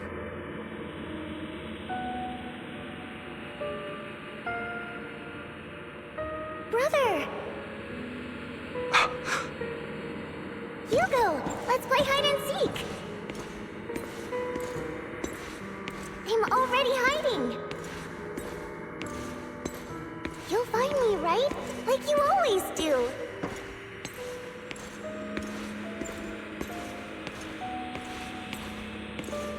Serena.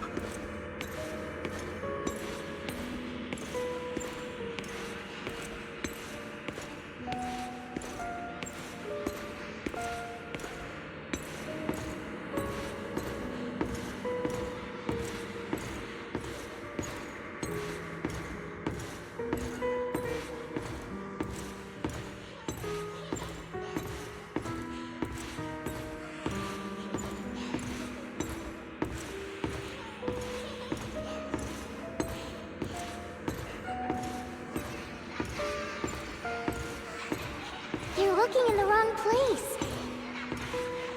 I found an even better hiding spot this time. Harder to find than any place you showed me.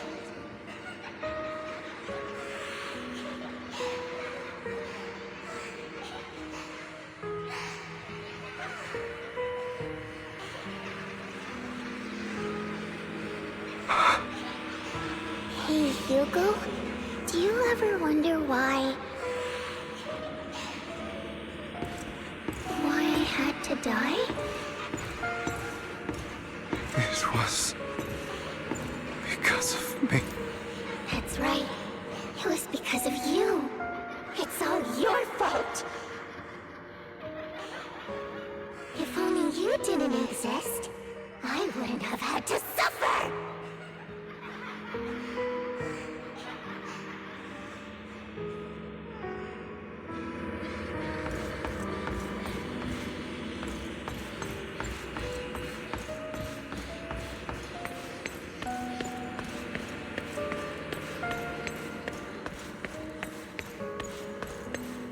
Still looking in the wrong spot.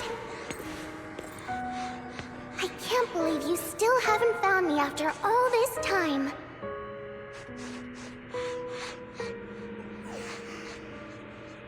Have you forgotten about me?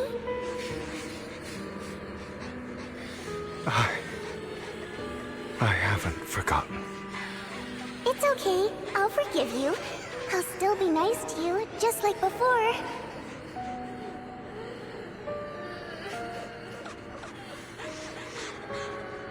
I was the only one who was ever nice to you, wasn't I? Yes. Then tell me, why do good people always suffer? Why is kindness always punished instead? Tell me, Hugo, why?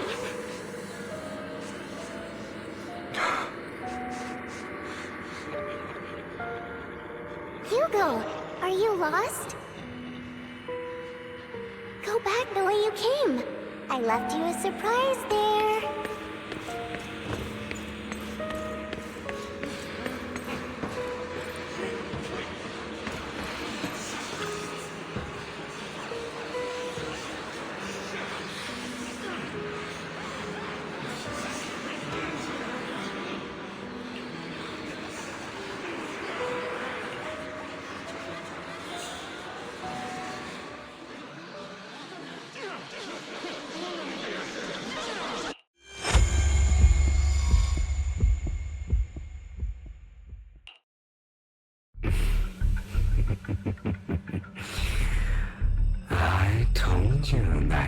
eventually return. We meet again, my friend. I told you, I am you. The side of you that you've always tried to deny existed. Of course. I know. This time it's about Serena. Right? Yes, your half-sister.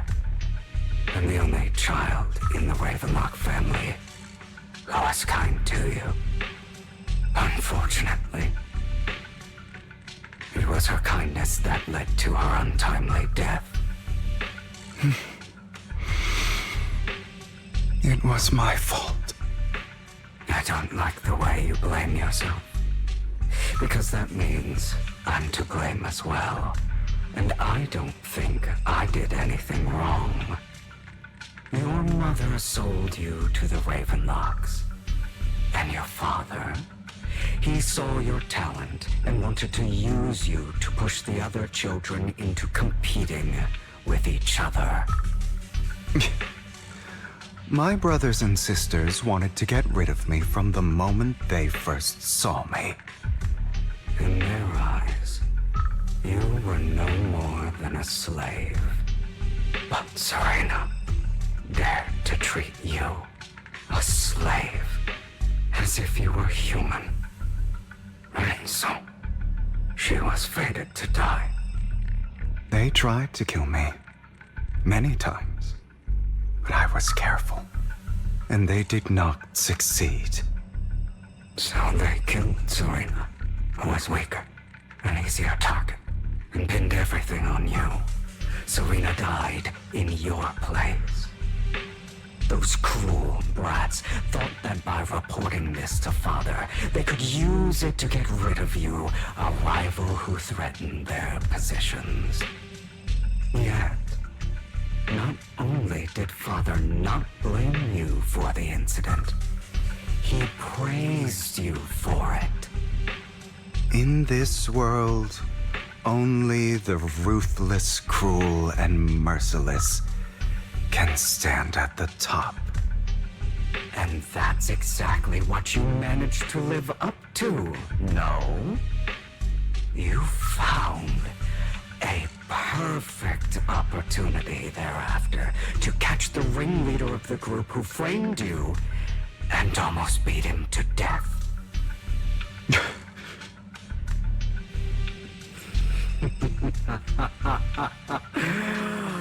Oh, you should have seen the expression on your face back then.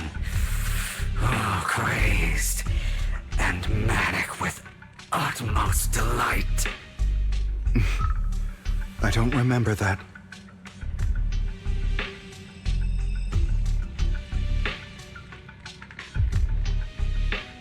Here you go again, trying to deny your desires.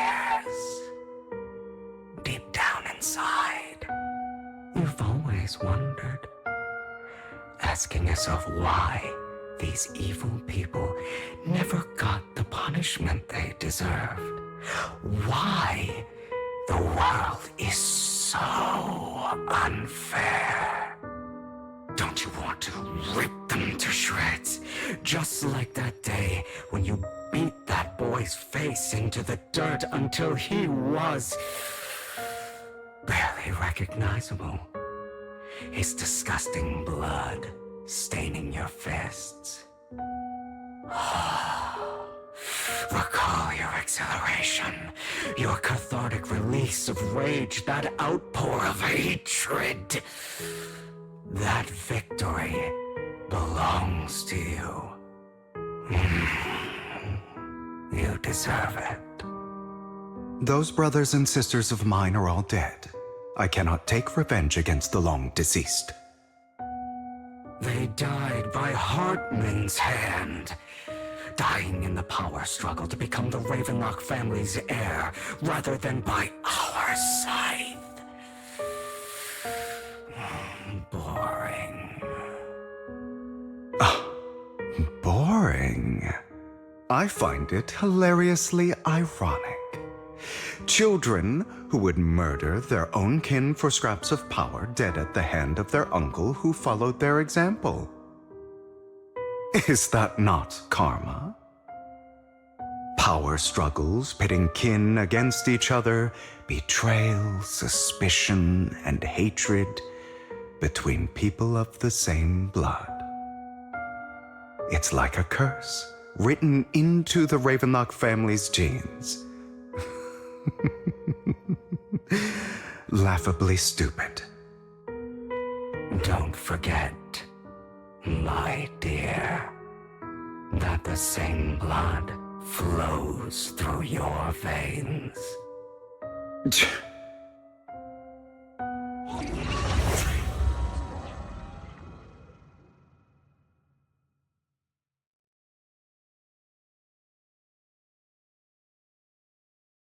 That's right, my dear nephew. No matter how much you deny it, the blood of the Ravenlock family flows through your veins.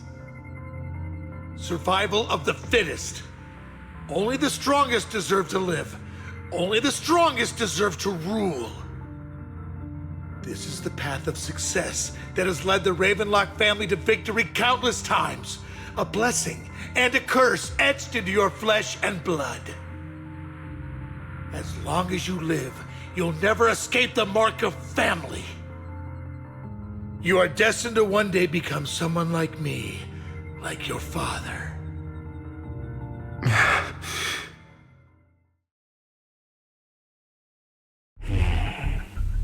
Is that fear I sense? I can see you trembling. Why does the Ravenlock bloodline terrify you so? I won't become like my father. Never. You won't become a failure like him. So relax. Our power eclipses him, and so does our ambition. So, do not deny your own desires. Do not resist your own ambition. This is the talent you were born with.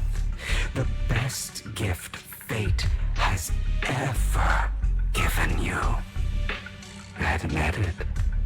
Deep within your heart lies a spark, yearning to ignite a raging inferno that will burn everything down. And I am that spark.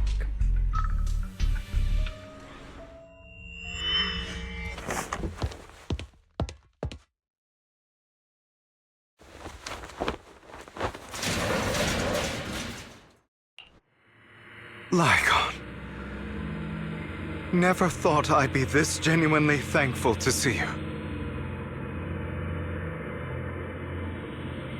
Seeing you means this never-ending nightmare is finally over, right?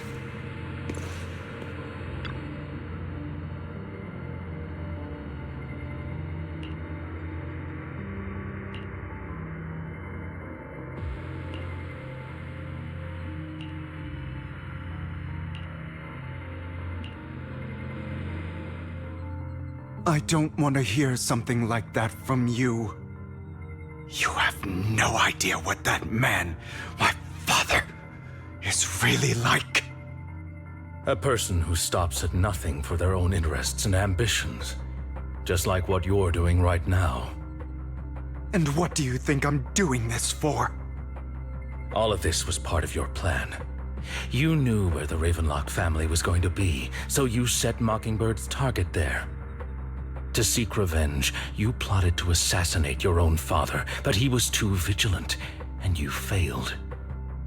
After almost being assassinated, your father was furious and locked everyone in the hall, but was unable to find the assassin.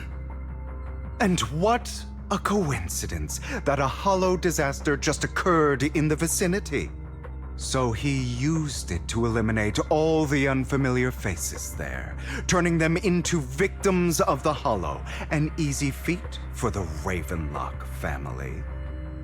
So, the one who killed innocents was my father, not me. You knew what choice an extremist like him would make, and you used the chaos to once again attempt an assassination.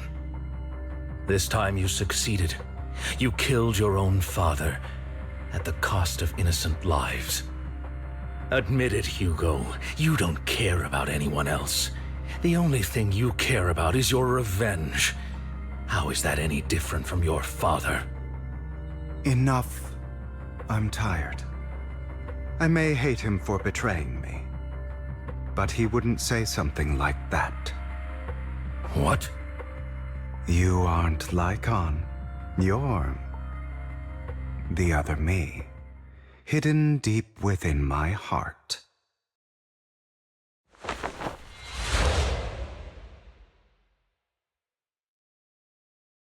I've been waiting for you, my dear.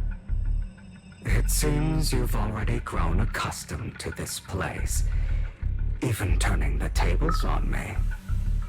Just as you said, you are me, and I am you. There's no such thing as having an advantage over oneself. We are ultimately one and the same, forever inseparable. Then you should know what I want to say. When you and Lycon split, you didn't even try to clear up the misunderstanding, didn't deny or argue against what he said. Because you realized that deep down, he was right about you. You just hadn't acted on it yet. Some people live only to bring more suffering into this world. Sometimes, murder is what brings justice back into this world. For that, I must stain these hands in blood. That's right. Just like what you said before you faked your death. Were those words really just an act? To slay the dragon, you must first become one with sharp claws, rending fangs, and strength enough to destroy anything. You know the truth better than anyone. If you hadn't hesitated and instead seized the first opportunity to kill your father, none of what followed would have happened. Innocent civilians wouldn't have died. Your partner wouldn't have lost an eye and both legs trying to save people. And Mockingbird would have never gotten to that point. You can save more people. Save good people. Save more lives than the evil ones you take. I've spent countless hours in regret over that incident. So why not submit to your true nature? You want to be the judge, jury, and executioner of this world. And you can. I wasn't responsible for Father's death. The true mastermind is my uncle, Hartman. His schemes to kill the head of the family were all so he could take control. Mockingbird was simply unlucky enough to get caught up in it. So, for a behemoth like the Ravenlock family, with its roots so deep, a single person's death, regardless of who that person is, wouldn't change anything. Of course, whether it's Tops, the Mayflower family, or even the entire world, it's actually all the same. I refuse to be dragged down by pointless hatred any longer. You foolish, stubborn idiot. Do you understand the power of hatred? Have we not come this far precisely because because of it? Or are you going to follow Lycon and Jack's twisted logic? Come on. You don't actually trust anyone? Otherwise, why would you hide this whole scheme of faking your death from them?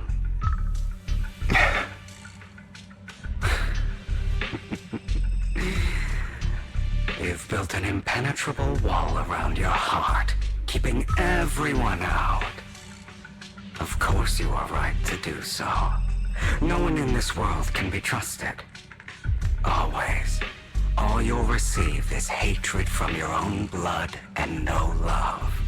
Suspicion from your companions, and betrayal that comes all too easily. But the most ridiculous thing is that you want them to trust you. You stay silent and long for them to notice your suffering. You yearn for your companion's understanding and trust. Idiot. That's why you are incapable of exploiting them for your own ends. You care about their safety even more than your own.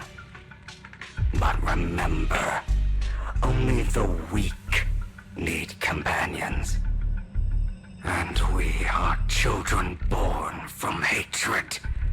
We are different from them. I will never be like them, and I don't need to be. Come. Let me show you what powers we can wield. But you are me. And I'll never lose to myself.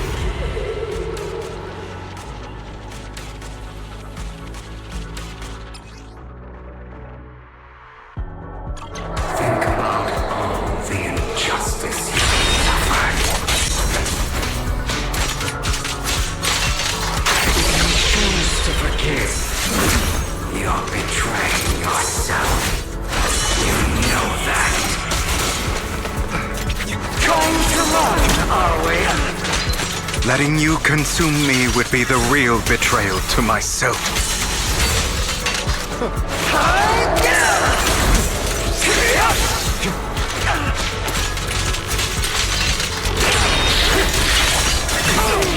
You're just afraid to admit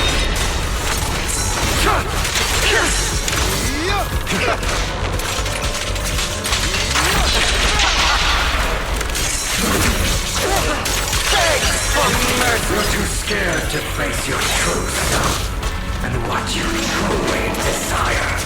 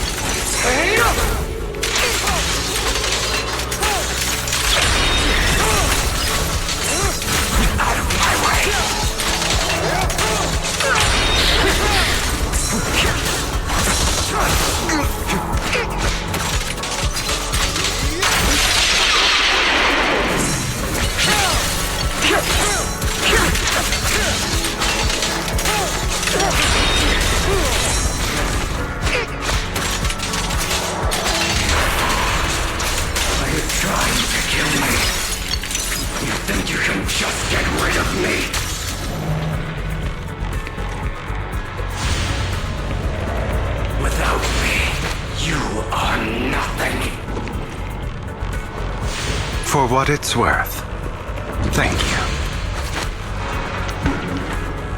Don't be afraid. You and I are inseparable. You're part of me, just as I am part of you.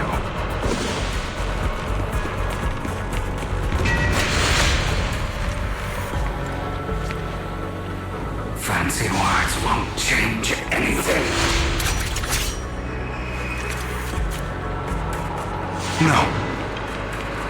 It's not just platitudes. I finally understand now. Some pain only fades when it's seen, when it's accepted.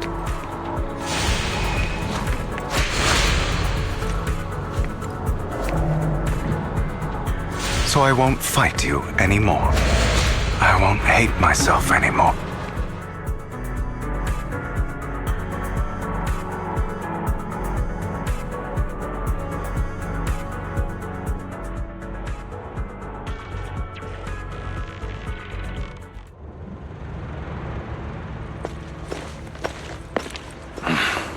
Hugo, it's time.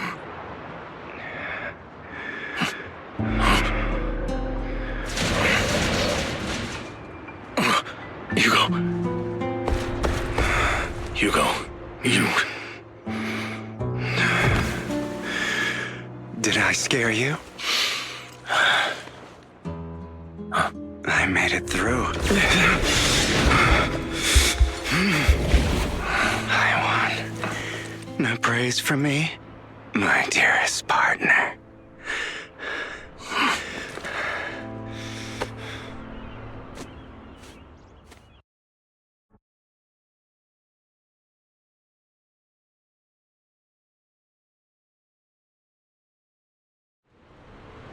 This is just like what I saw in my dream.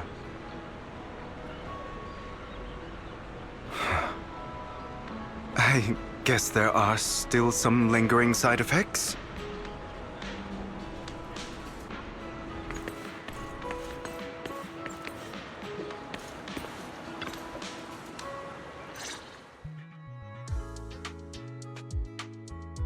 Ah, my former partner. You're still as punctual as ever. Are you sure you're fully recovered? How about we fight? And I'll show you how recovered I am. I refuse to fight someone who is in need of medical attention.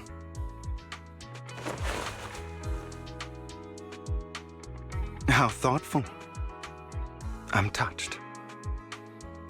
Or perhaps is this simply part of Victoria Housekeeping's professional care? I'd rather you not starve to death.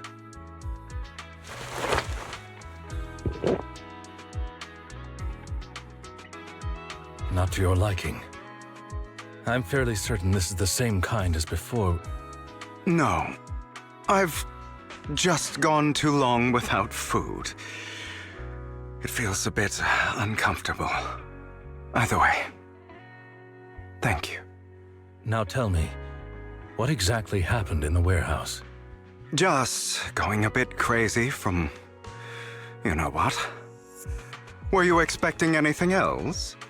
But I did have a very long dream. A dream about many things from the past. If I had to put it into words, it would be like giving myself psychological therapy. You seem like you could benefit from some too. How about it? Want to book a session with me? Trust me, I'm a pro. Seems you really have recovered. Well, of course. I'm feeling pretty great right now. Like I could argue with you all day on every petty detail of who exactly was in the wrong back then. I wanted to ask, what you said about Mockingbird before, when you faked your death, was that part of the act? You mean the part about how Mockingbird has never really changed anything or saved anyone. I didn't expect you to still be so hung up on this. Interesting. After all, it was you who chose to betray Mockingbird. To betray me. Just as I said before, I never considered Mockingbird a failure. Perhaps Mockingbird deviated from its origins, but it has its value. You shouldn't reject the things you've done. or Mockingbird? I have contemplated this before. Yes. Mockingbird has helped some people and has genuinely managed to cause trouble for those who abuse their positions of power for evil. Yet those in high positions still possess immense resources, and the people we helped remain destitute and suffering, willing to become slaves to those in power for scraps. But just as you said, even if what we did was childishly idealistic and flawed, as little as we actually achieved, even the slightest change is by no means meaningless. Nothing holds more value to me than Mockingbird.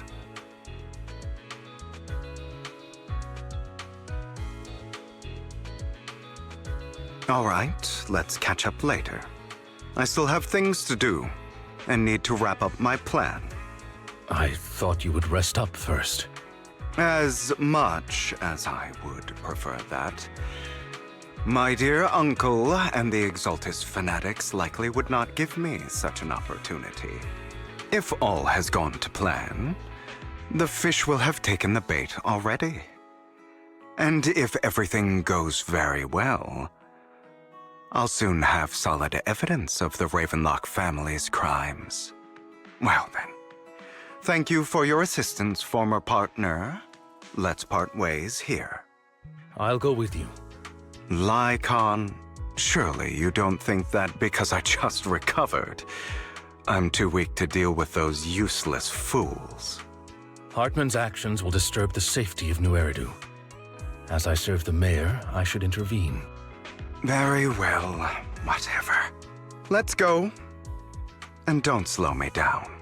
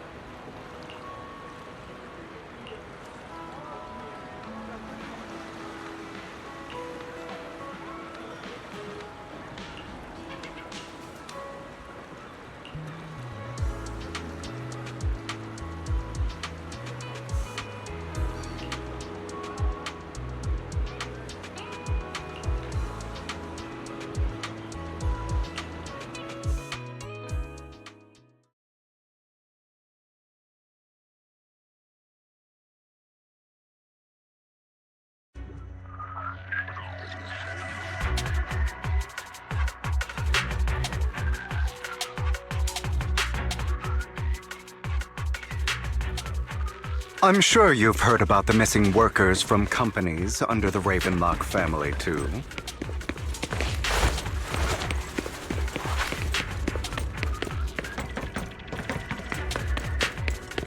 Those are Ravenlock's men. The workers with them are the victims who were tricked into going into the Hollow.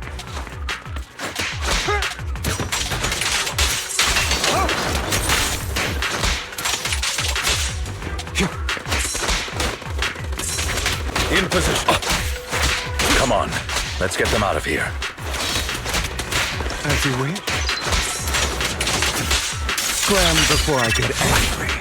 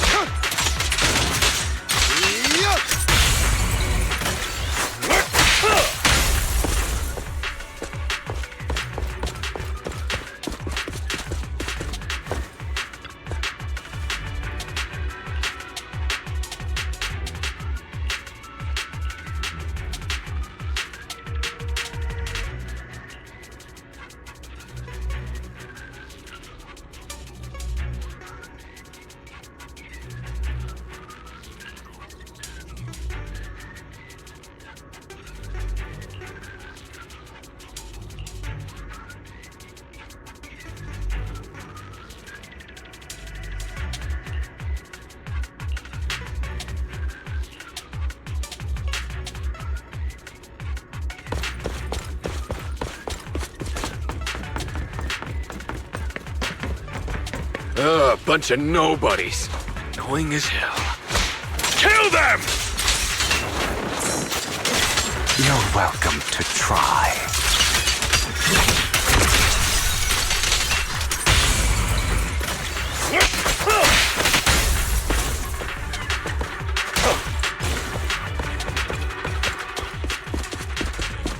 More workers here. And quite a lot of them.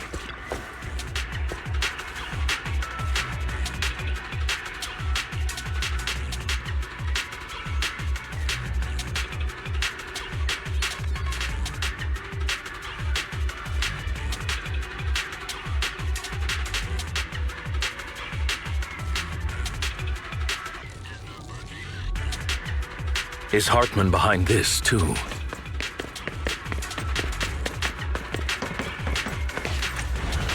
Of course. He threw them into the hollow like offerings for the Exaltists.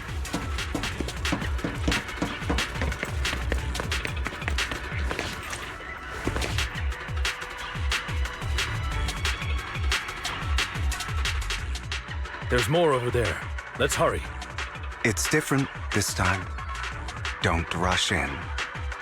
Let's listen in on what they're saying first. I still need more direct evidence to ensure the plan is absolutely foolproof. The compensation you promised, it's all real, right? All we have to do is follow you into the hollow for some simple tasks, and you'll give us a huge sum of dennies. Sounds real suspicious. Shut your trap. You keep yapping and asking questions. If this is all so suspicious, why were you so eager to sign up for it? Because I don't have a choice. My daughter was previously caught in the hollow disaster and suffered severe corruption. The treatment costs have completely drained our family's savings. So that's why... It's the same for me. A serious illness at a senior age. I need the money. Who would risk taking a job like this unless they were desperate? I'll do it. No matter how suspicious. As long as I can get paid, I'll do anything. Even risk my life! Wait, you people from the Ravenlock family, you're part of a big company in Tops. You wouldn't go back on your word, right? Don't worry, you'll get every denny you were promised. But before we start, you all need to take this medicine first.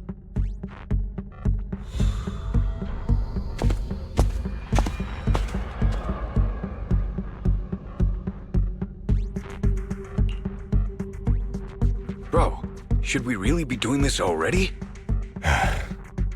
These workers keep talking. We're wasting time like this. And the sooner they take it, the sooner it'll be over. Consider it an early release for them. What? You didn't say anything about having to take pills before. Look, this is good stuff, all right? It'll increase your ether aptitude. There's tons of people who'd kill for something like this. Exactly! You'll be working in the hollow for several hours. This is essential medication. You have to take it before we continue. If you refuse, then you can forget about the job. Of course, you won't receive the compensation either. Lycon, what are you doing? Rescuing those workers, of course. There's clearly something off about those pills. We can't let them take them. Now is not the right time. As I said, we need more evidence to ensure the plan works. And as I said many years ago, you can't exploit innocence to achieve your goal. So that's how you see it. If that's not what you want me to think, then explain everything to me. All right. It's a little complicated, but simply put, these workers will be fine. Of course, it's your choice to trust me or not. But if you try to rush in, I will stop you. I trust you.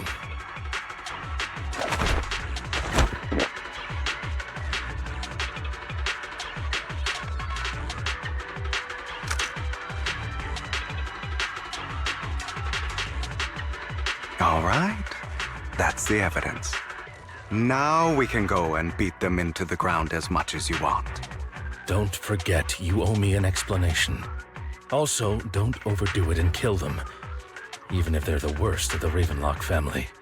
All right, Your Holiness, Saint Lycon. Who the hell are you? Why don't you take a guess? We're the ones here to stop you.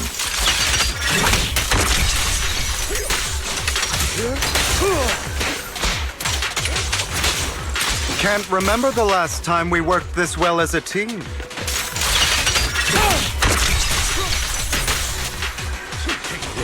Your legs? How are they feeling? I'm fine. To be honest, I think I prefer the way you used to fight.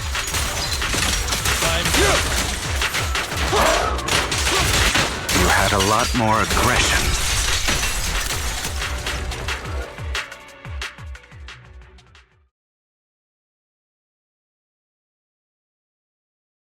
God damn it! Who the hell are you? How dare you mess with the Ravenlock family? Ravenlock. Savor the name while you can, for it will soon cease to exist. What's that supposed to mean? It means exactly what I said. I think this might be good for you. Sever your ties while you can. You still have a chance to walk your own path. The family's honor comes above all else. Is that really what you think? I saw the compassion on your face just now. You're not from the main family, right? That's why you were assigned to these trivial tasks. But in reality, there's no need for you to keep playing this boring game for them. I don't have a choice. From the moment I was born into the Ravenlock family, You always have a choice, if you're willing to act. All right, let's end the small talk here.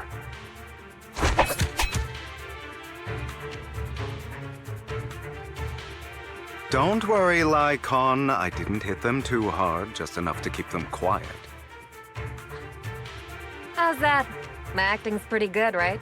As always, a certain someone should take some lessons from you. I'll leave the rest to you then. Okie dokie.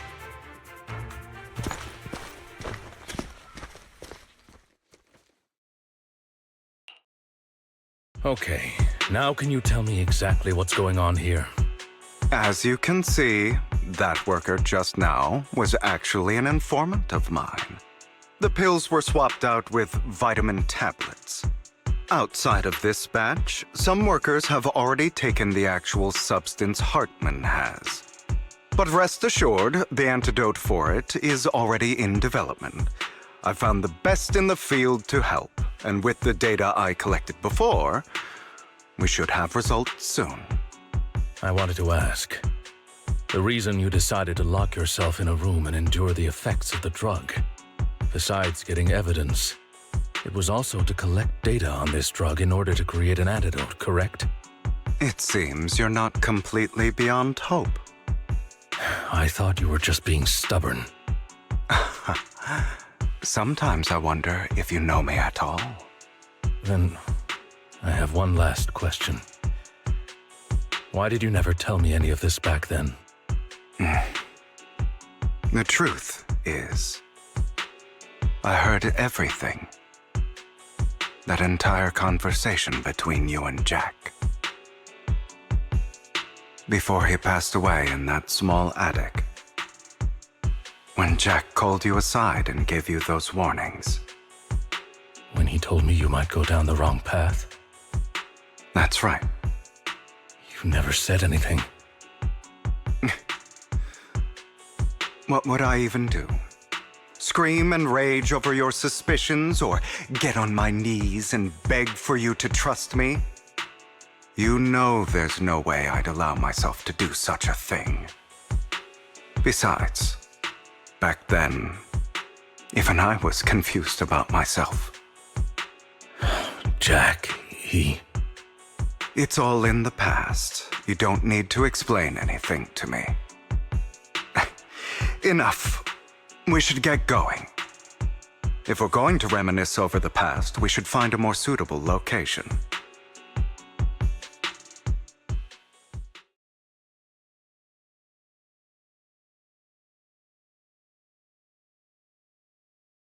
Icon?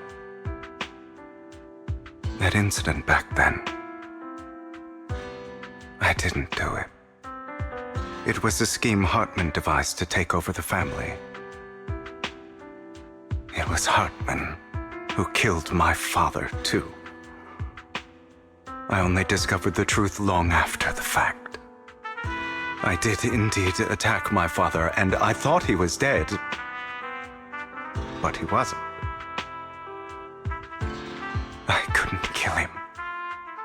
And even before that, if I hadn't hesitated, none of what followed would have happened. Even now, I still think they deserve death.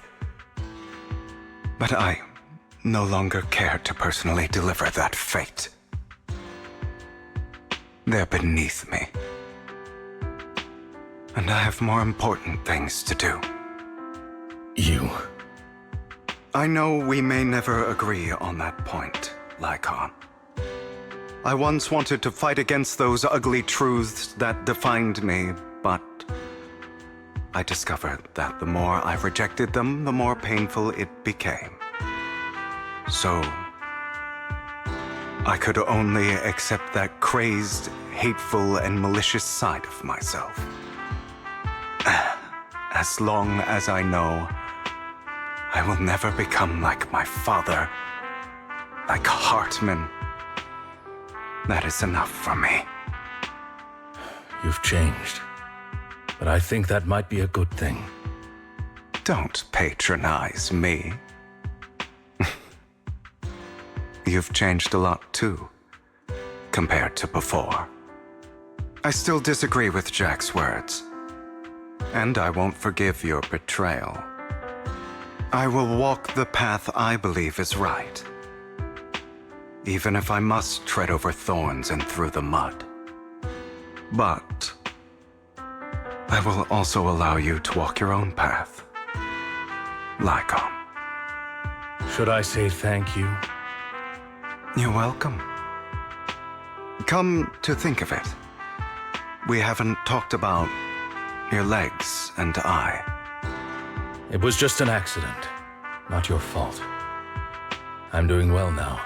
I hope you are too. On the contrary, perhaps I should be the one apologizing.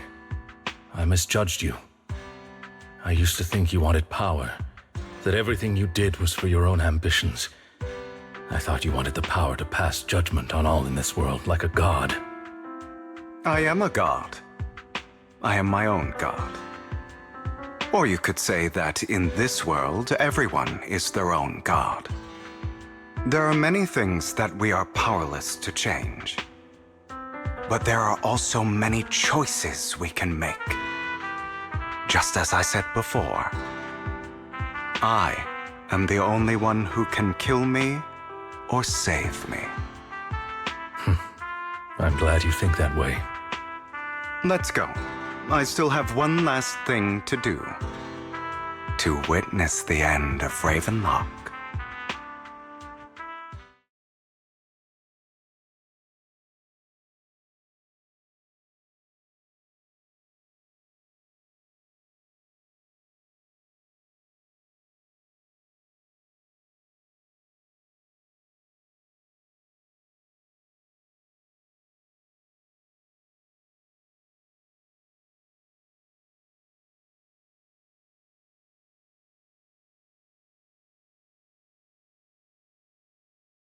You really think you can take my place if I die? Never, you filthy bastard! Your little tricks mean nothing. As long as the Ravenlock family stands, I can still get back on my feet. You still don't get it, do you? This was never about avenging my father. And I don't care about taking your place. I didn't come this far just to kill you. That'd be pathetic. Right on cue. Why don't you take a look at this, Uncle? On behalf of TOPS, I'd like to clarify that we had no involvement in the Ravenlock family's actions. TOPS is officially terminating all partnerships with the Ravenlock family, effective immediately. We will have no further affiliation with them. Are you crazy? What the hell do you get out of ruining the Ravenlocks? You want to be a petty thief forever? Thief? Oh, Uncle. Allow me to reintroduce myself. I'm the name people whisper about. The one who robs the rich and gives to the poor. I'm the master con artist who can fool anyone, anytime. I'm the leader of Mockingbird. The one who turns every headline into my own stage. I have friends who'd catch me if I fall, partners who'd shed tears for me, and allies who always have my back. I am Hugo Vlad. You're the one who needs the Ravenlock name. I never did. You ungrateful bastard! You should have never been born. You flatter me. Same goes for you, Uncle.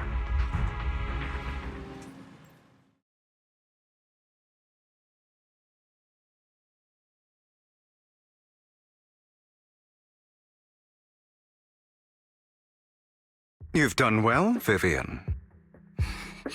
You had better give me an explanation.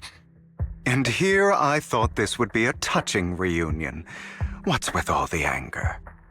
Hugo, I'm a member of Mockingbird too. And I mourned your death. Listen, Vivian. I don't want you or the people you cherish to get caught up in danger because of me. I've always been selfish. So I don't hesitate to use you all as variables in my plans. But it is because I am selfish that I also don't want my failures to affect my treasured companions. In any case, if you were in the same position, would you not make the same decisions? Lycon's taking care of everything outside. We should go. Also, Wise, thank you. And I'm sorry for the whole act where I threatened you. It was the only way for Hartman to drop his guard against you and leave you be. I, Hugo Vlad, am forever indebted to you.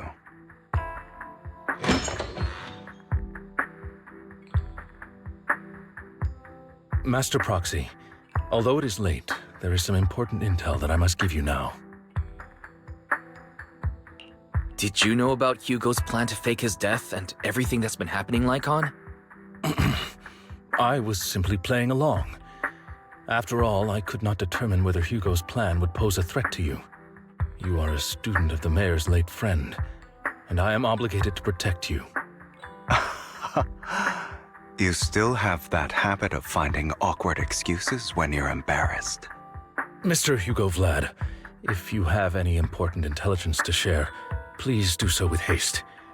I need to return to rest before midnight.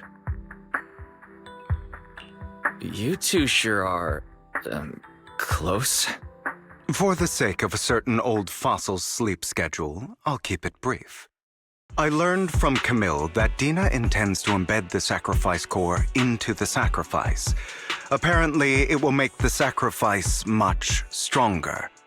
Sacrifices created this way will not retain their minds and will indiscriminately attack all living beings, including their creator. So the Exaltists don't do this. It would bring them no benefit. But Dina's concoction can control people's minds. If a person takes the pill and is injected with the serum Landon left behind, the sacrifice would be under its creator's control.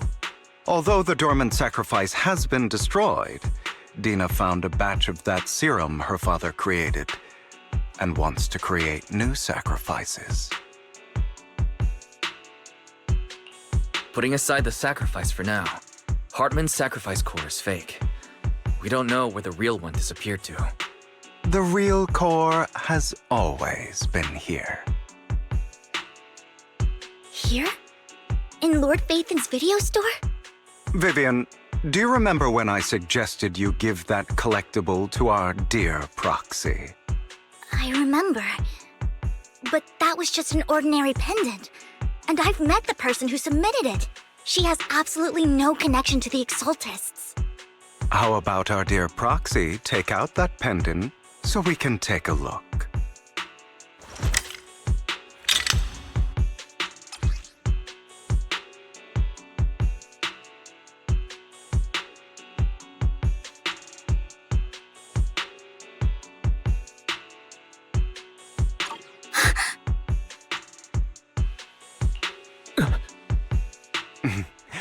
I'll take your surprised expressions as a compliment for my little trick. I will hand over this core to the mayor as agreed.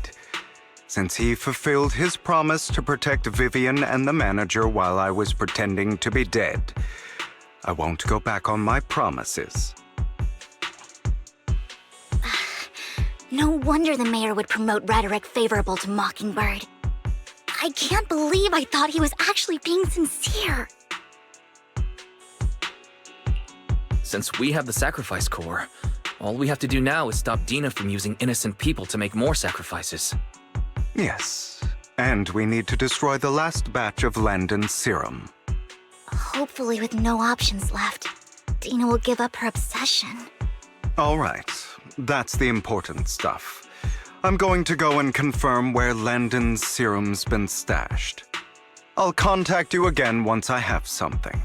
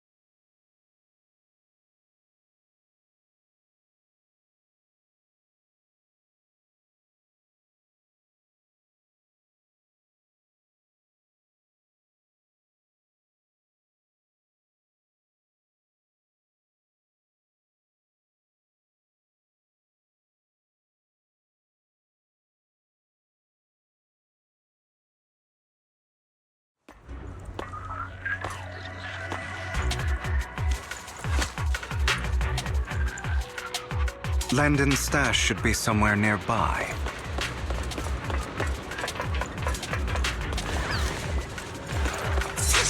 I did some digging. Some of the missing workers were brought here too.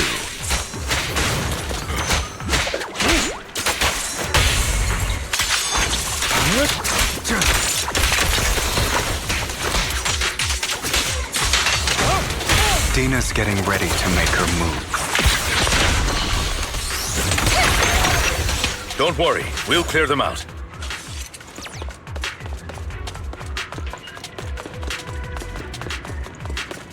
They're trying to destroy the goods! Stop them!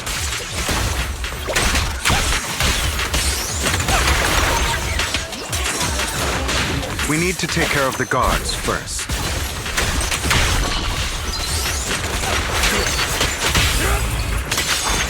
Yep. Together? Some of the serum is stored in this warehouse. Don't touch me.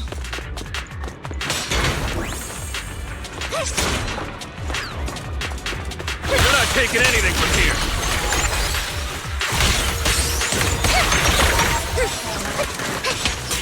Hugo, get the guards first. Better not get my trust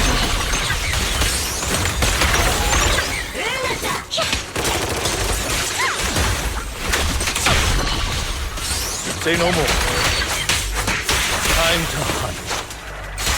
You just stepped into your own grave!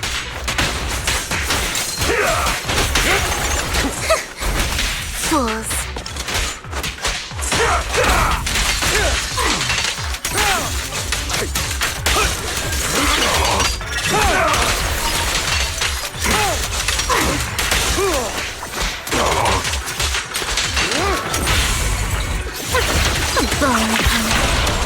Don't look straight at me.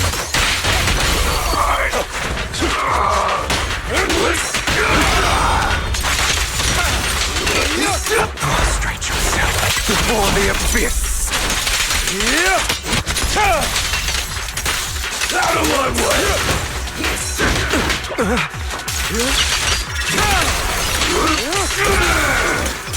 No. Get my dress dirty and look pale.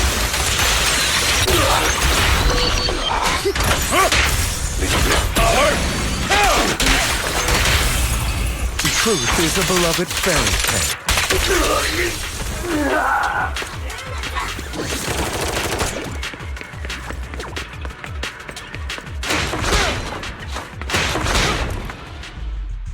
More of Landon's serum survives than expected. Fortunately, since they're still here, it means Dina hasn't executed the final step of her plan. There's likely a lot more stashed around here, and we have yet to locate the missing people. Our actions here won't go unnoticed. Perhaps they're making plans to deal with us on their side. With Landon and Dina's concoctions combined, she may be capable of creating a sacrifice that obeys her. If it comes to that, this will get far more troublesome. How about we split up? Hugo and Lycon will destroy what remains of the substance around here, and Vivian and I will go search elsewhere. Very well. Let's go with your plan. But be careful if you encounter Dina and her people. According to Camille, she's absolutely obsessed with completing her father's dying wish. Who knows what she may try? Let's part ways here for now. And perhaps the other manager could use Eos to guide us. Sure. I've been feeling way better these past few days, so just leave it to me. It's only now that I realize how fortunate we are to have two Lord Fafins. Yeah, but I feel like our work's doubled. In the past, Wise and I would only ever work on the same route. Greater power means more responsibility. And in any case, I'm sure the mayor would be able to provide double compensation. He's a very generous person, after all. Right, Lycon? I will request additional compensation from the mayor. It's not about compensation. It's just... I'm still not used to us being separated in the Hollow. so I'm worried about Wise's safety. Oh, but I have no doubt in your abilities. I just haven't gotten used to it yet.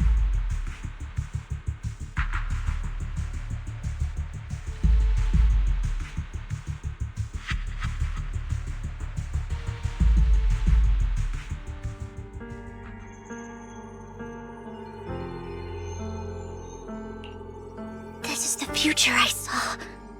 Lord Pathan.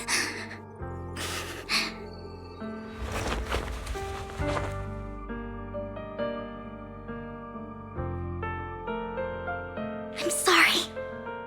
This time, I will make sure the future I saw does not come to pass. I don't want to bring you misfortune. That's all I wish for.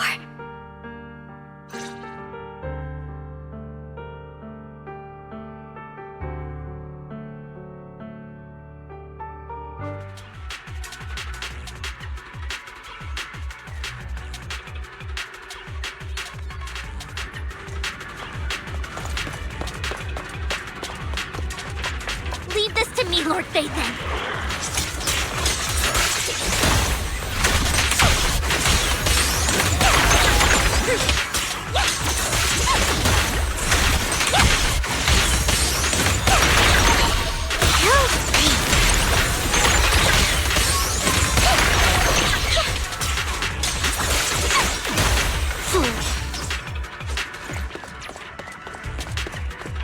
Lord Phaethon, there might be more serum here.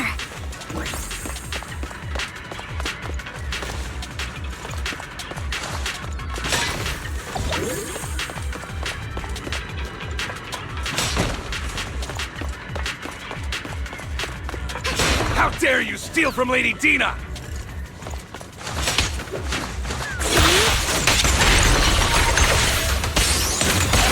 I'll try to go easy on you.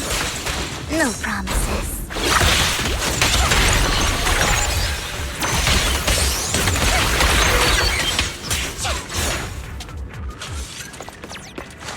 There are containers by the fissure.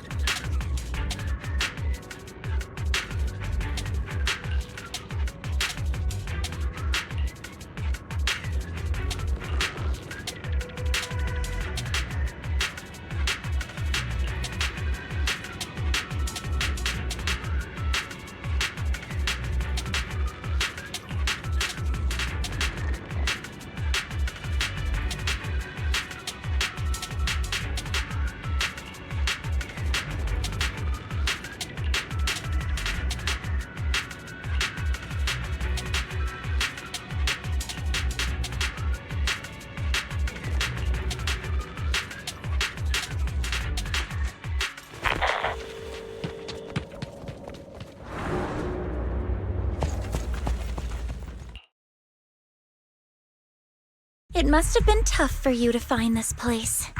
Vivian, if you had stayed out of it, I wouldn't be so eager to get rid of you. Those people have been taken to safety. You're all out of options. They're just mere test subjects. So what if they get away? There will always be people consumed by greed, and therefore, they will come willingly to me. In any case, what are a few sacrifices in comparison to the completion of Father's grand ambition? Dina, you deceived those people. They didn't come willingly to you. You tricked them, just like Landon did back then. Deceived? Father gave hope to those who had everything taken from them by the Hollows. Vivian, you once rejoiced at the hope Father offered you, too. Before Father took you in, you were no more than an omen of disaster that no one wanted.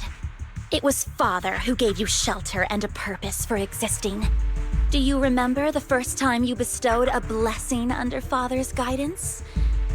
How did you feel when that person looked at you with adoration and gratefulness? That was the first time you felt hope. Like your existence had a purpose, right? Don't forget that it was Father who, through what you call deception, gave you hope. And you What have you done?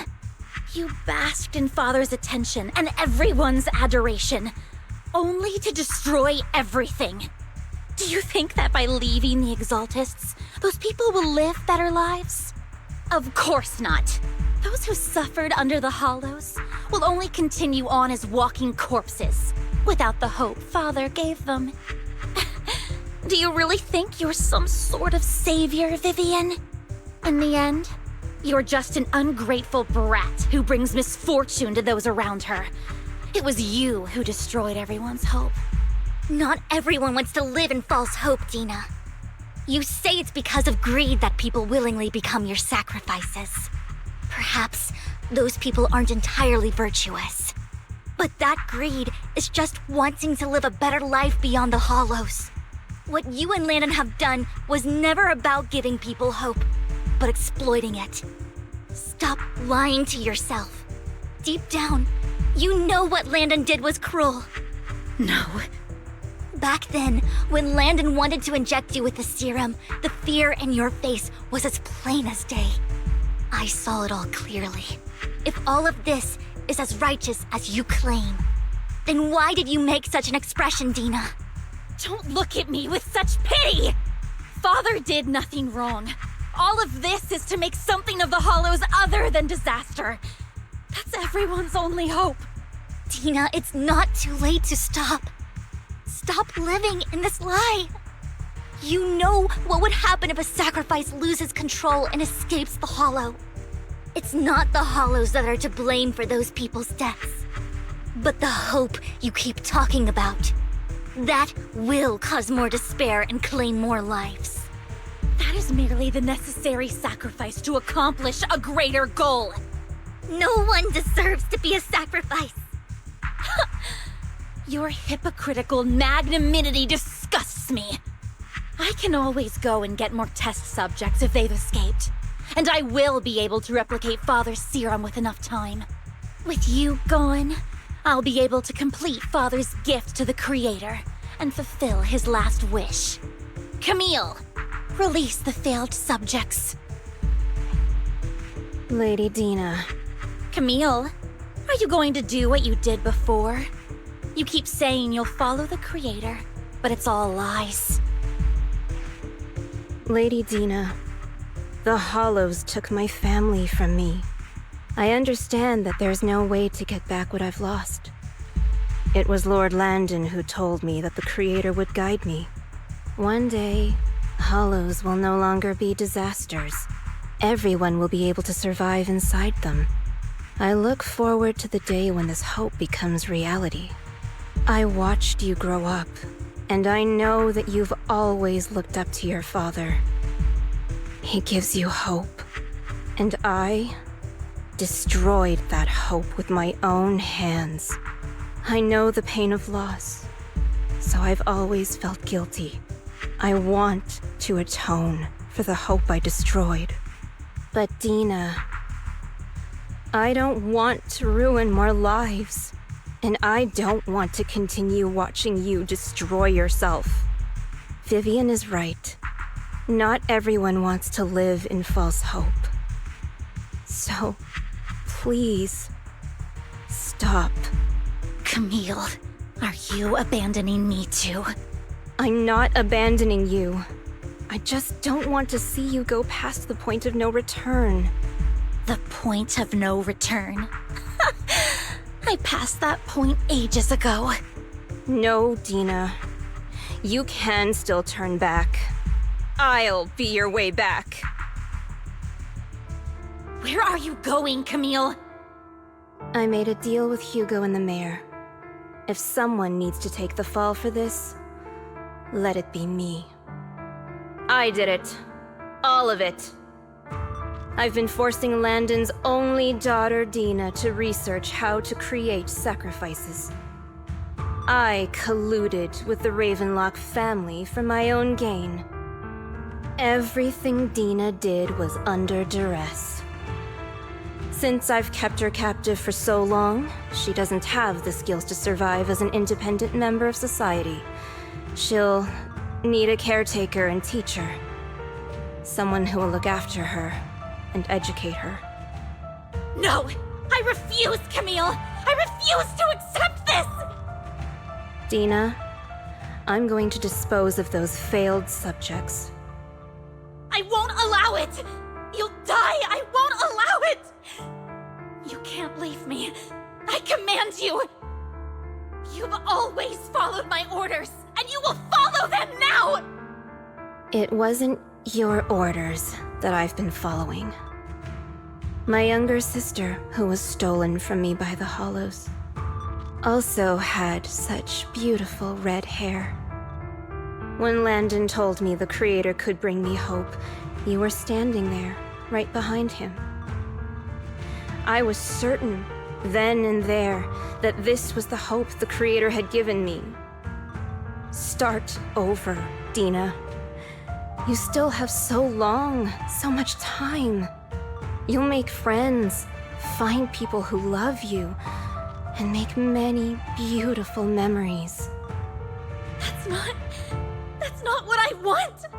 Camille, you're not allowed to die! I won't allow it! I won't allow it! Goodbye, Dina. And I'm sorry, Vivian. I'll leave the rest to you.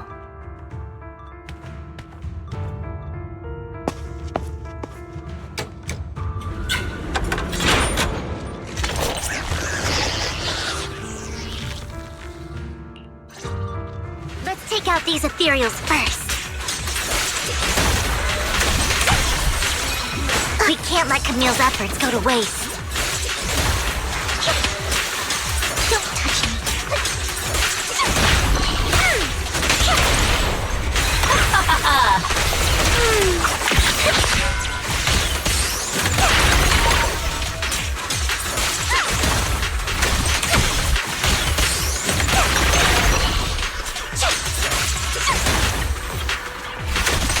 Let's go after Dina, Lord Phaeton.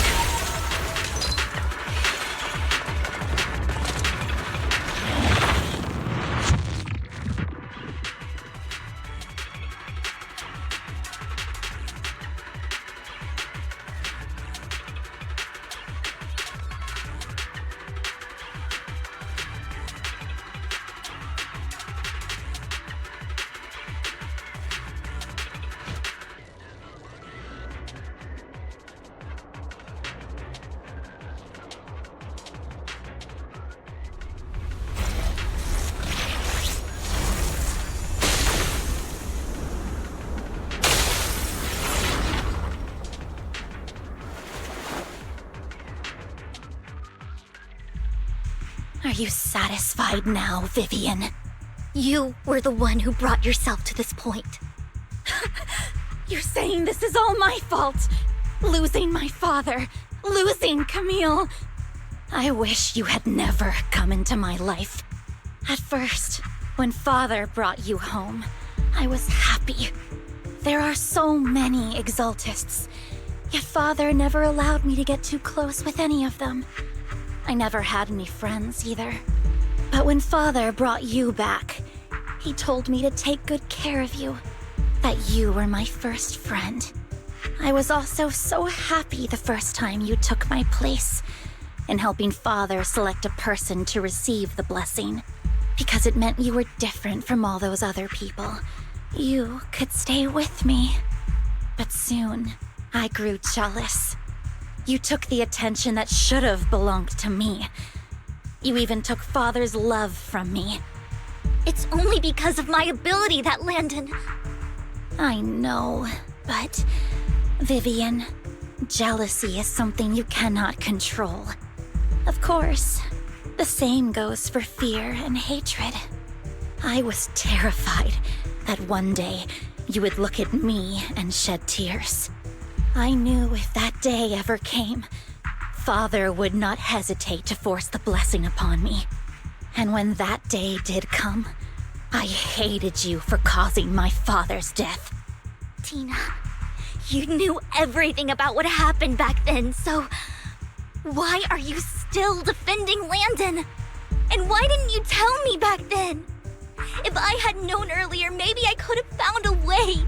Because it's the only thing that makes me more special than you, no? It proves I had Father's trust. I was more useful to him. Vivian, you said you wandered without a home ever since you were young, hated by anyone you encountered. You were happy to gain recognition from everyone and help Father when you were among the Exaltists. But in the end, you discovered you were being used, so you felt betrayed and hurt. Then, what about me? All I ever had was my father. I've never known a life outside of the Exaltists. Ever since I was young, my only purpose was to help Father select who was to be blessed. The only purpose I had was my father and the Exaltists. I've never been taught anything else, Vivian. It is what little value I have, and have ever had. In the end, you took even that from me, and completely destroyed it. You think you're doing good and fighting evil. You've only managed to affect a small part of your world. But have you ever wondered if maybe that's all there is to my world? I never wanted to hurt you. You were also my first friend. And that's why I wanted to save you back then. Save me? You and Camille all talk about saving me. Why don't you understand? To me, loss is so much more painful than death. Tina, you can start over. Everything Camille did was so you could live on. Let's leave the Hollow together. There are so many amazing places in New Eridu. This time, I'll take care of you. I've also met so many amazing people. I'm sure they'll love you too. Okay, Tina? Vivian, I can't forgive you. And I don't want to forgive you. I have nothing left. If what little hatred I do still harbor were taken from me, well, I refuse to be so pitiful. I won't apologize, Vivian.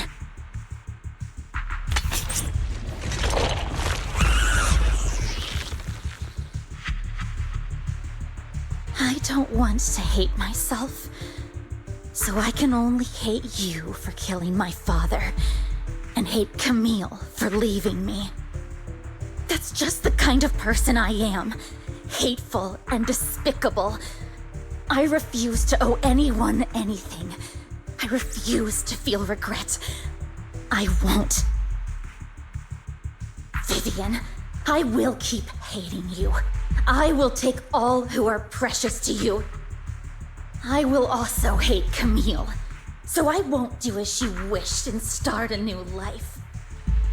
Vivian, if you had never existed, if I had never, you would be...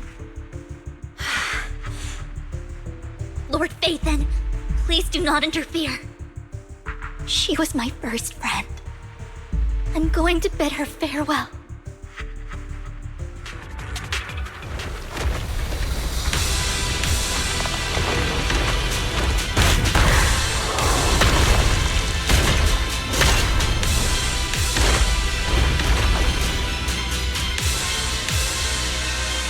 Tina, soon the pain will be over.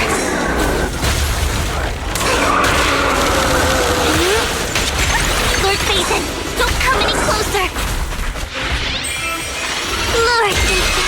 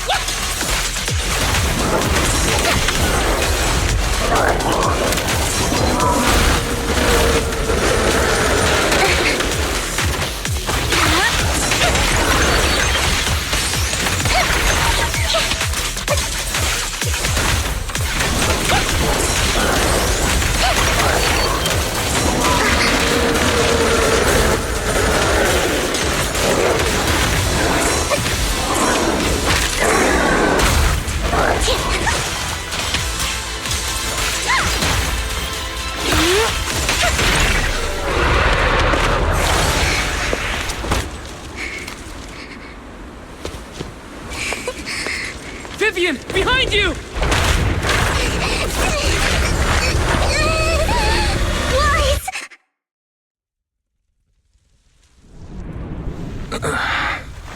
What happened? What the...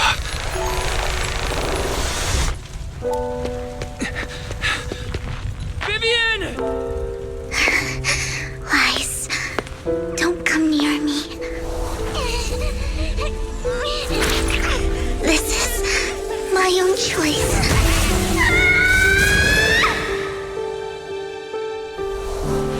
I will change the fate I saw. Vivian! I just want you to remember me when I looked my best. Vivian! Careful. Vivian, your body. I'm sorry you had to see me like this, but I don't want to be the one that only brings misfortune anymore. No. There's got to be another way. It's so warm, and the night is beautiful. Vivian?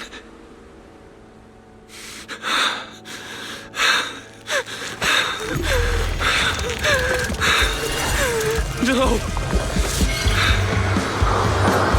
It can't end like this!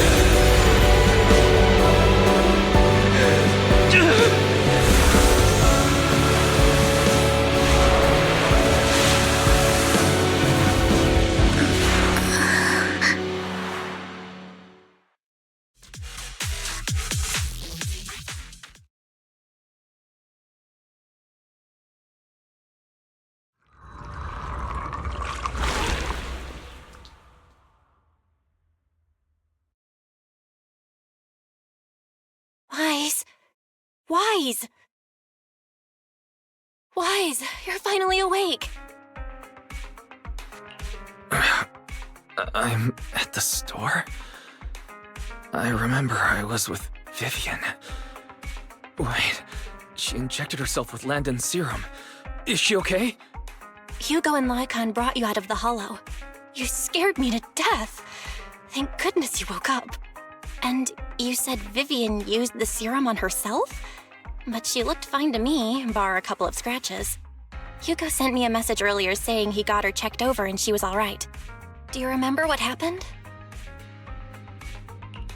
The situation was dire, so Vivian used the serum on herself to defeat the ethereals. I saw the crystallization process starting to occur. I can't describe exactly what happened. I saw something blurry, but I just wanted to stop Vivian's corruption process. I don't know exactly what I did, but then I lost consciousness. What happened after that? When I let Hugo and Lycon there, it was just you and Vivian lying there on the ground. We couldn't wake either of you. Let's put that aside for now. Do you feel any discomfort-wise? I'm a bit dizzy, but otherwise, I'm fine. Don't worry. Phew, that's good. You should rest for tonight. Hugo and Vivian said they'll come over tomorrow, so we can discuss the details then. Okay. Sorry for worrying you, Belle. Good night.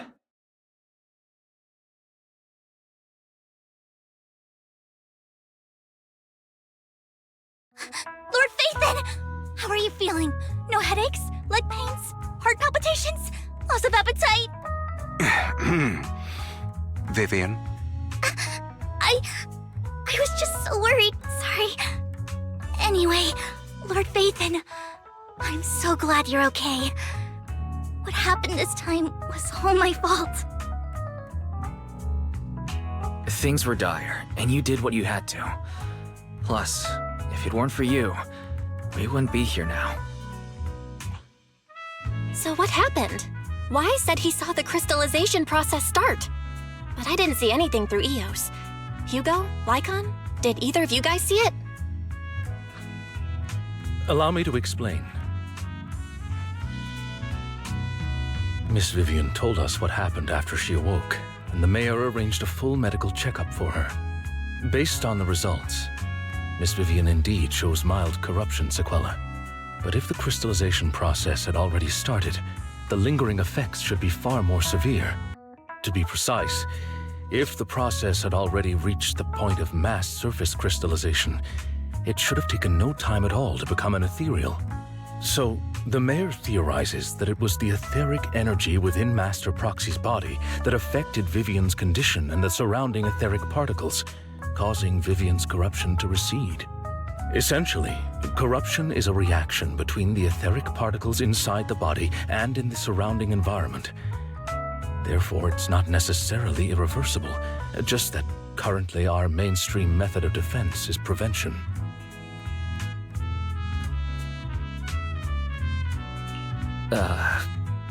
I'm having a hard time believing that, even if it's coming from you, Lycon. It's almost like you're claiming I can manipulate etheric energy. Master Proxy, you are special. This is a gift your teacher left you. A gift from our teacher? How come I never knew about it? I don't know all the details, so I cannot explain everything to you. My apologies. However, Miss Yixuan might be able to answer some of your questions.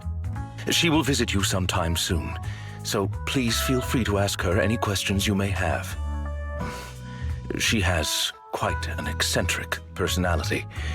If she causes you any inconvenience... Can I file a complaint about her with you if she does? Master Proxy, you have always been a people person, so I trust you will handle things just fine. The way you said that just makes me more worried. In any case, the mayor has asked me to give everyone his most sincere gratitude. Unfortunately, the mayor could not come personally, but has promised everyone a favor. Provided it's within his means, he will offer his unconditional assistance once. There is no time limit on this favor. Unconditional, What if I wanted his position as mayor? If that is what you desire, then the mayor and his subordinates will be first in line to vote for you in the next election. As for the other votes, you'll have to work for them on your own. But should you assume office, I hope you take full responsibility for handling all day-to-day matters and lead by example. By sheer happenstance, the mayor has provided you with a copy of his current assignment, the City Waste Sorting and Processing proposal. Old fox. Well, can I request Lord Phaethon's? The mayor imagined you might ask. I have prepared all the necessary documents, and the ceremony expenses will be covered by the mayor as a gift. As long as Master Proxy agrees, we can sign and process the documents immediately. But this matter requires mutual consent and cannot involve coercion, confinement, or one party's lack of consciousness. Stop! I would never do that to Lord Phaethon! Probably. At least not today. As for you, Master Proxies, the mayor has some sense of what you desire. That said, he hopes you might speak with Miss Yixuan first before you decide the timing of that favor.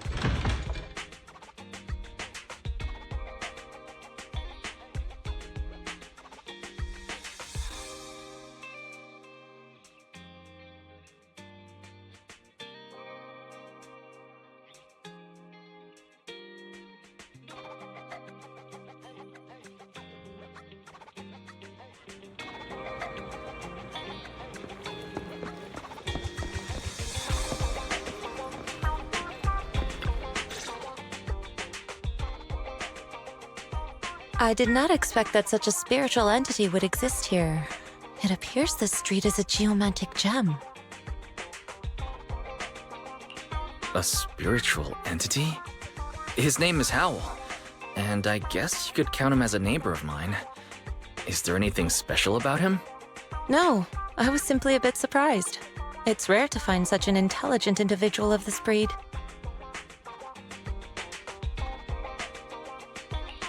Even huskies can be really smart, like Howl. You're right. Yet, being overly intelligent comes at a price. It must stay here for prolonged periods of time, parted from its owner and unable to move about freely. Both a blessing and a curse. However, it seems quite happy. We've strayed a bit off topic. Since you're back, let's discuss our partnership.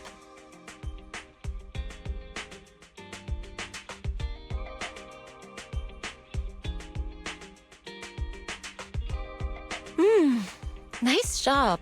Good air circulation, excellent layout. Very suitable for a business. Your bamboo here are also very energetic. It seems your fortune is good when it comes to wealth. Huh. You even know feng shui? I'm happy to hear that.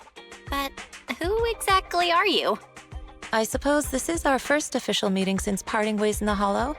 Now that both of you are present, allow me to reintroduce myself. My name is Yi Xuan, a mystic from Yunquei Summit.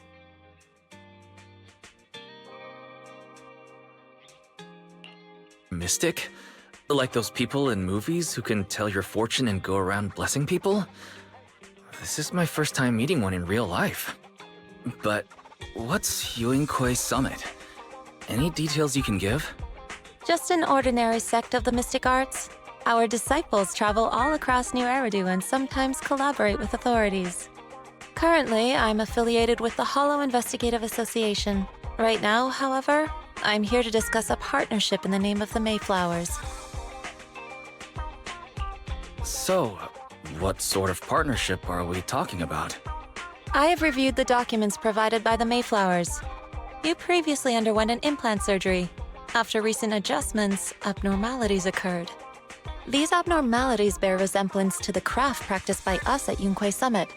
If you are willing, I can teach you how to better control your abilities.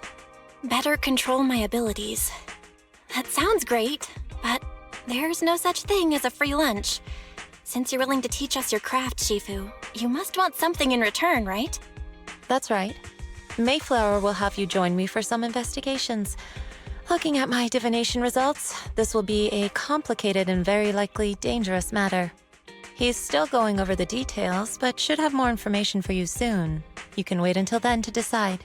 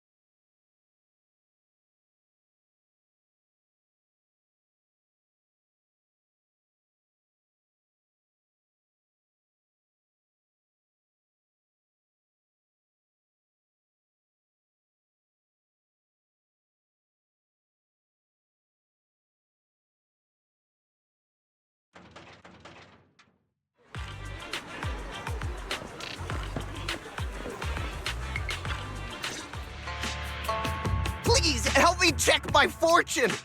Here's my palm. Look, doesn't this thick wealth line mean I'm about to strike it rich? I've looked it over, and your fortune is decent. Huh? You barely looked at it, and you're already done? You have good fortune. What? You don't believe me? I do. Thank you so much. Next, it's my turn. Hey, wait, hey, quit cutting in line.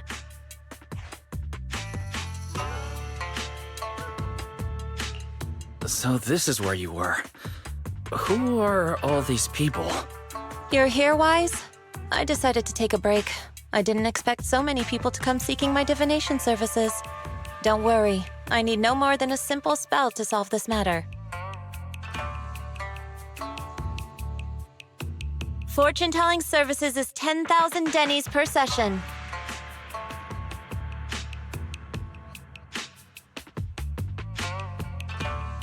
All gone? Good. It seems the Banish Wealth and Desire spell is still effective. Banish Wealth and Desire? That's a spell? This isn't the kind of craft you said you were going to teach us, is it? Our video store has a business license, and we'd get complaints if we charged unfair rates. Of course not. This is just a trick to deal with trouble. I'll take my time showing you the true craft of Yunquai Summit. For now, let's find that shop.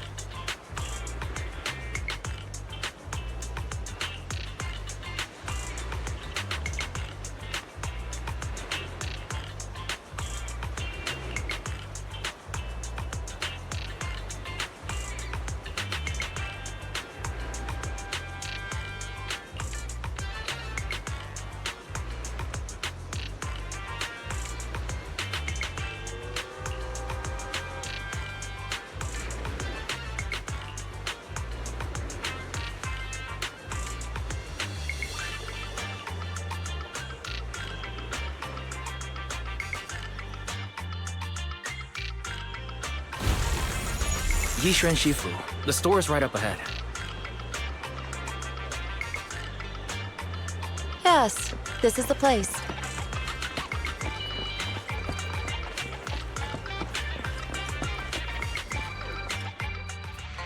Ah, this is the one.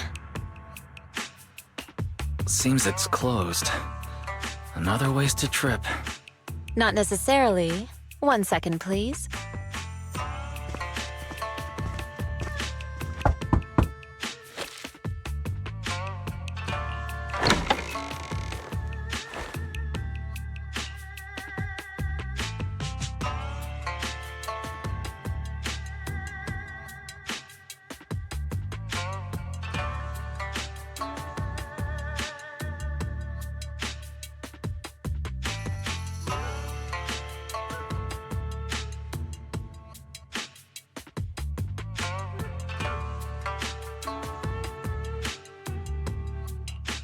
Huh?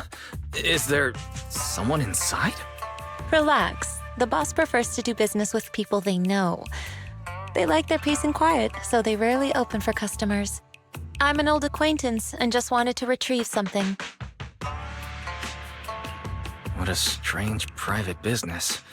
Shifu, what exactly are you retrieving? Just some things needed for our future investigations. You'll know in time. Really? Shifu, I feel like you're always so mysterious. Rest assured, I'm not hiding anything from you. It's simply because the correct time has not yet arrived, so there is no need to rush. Since we've already obtained what we came for, let's part ways here. There will be plenty of time in the future. We will certainly meet again.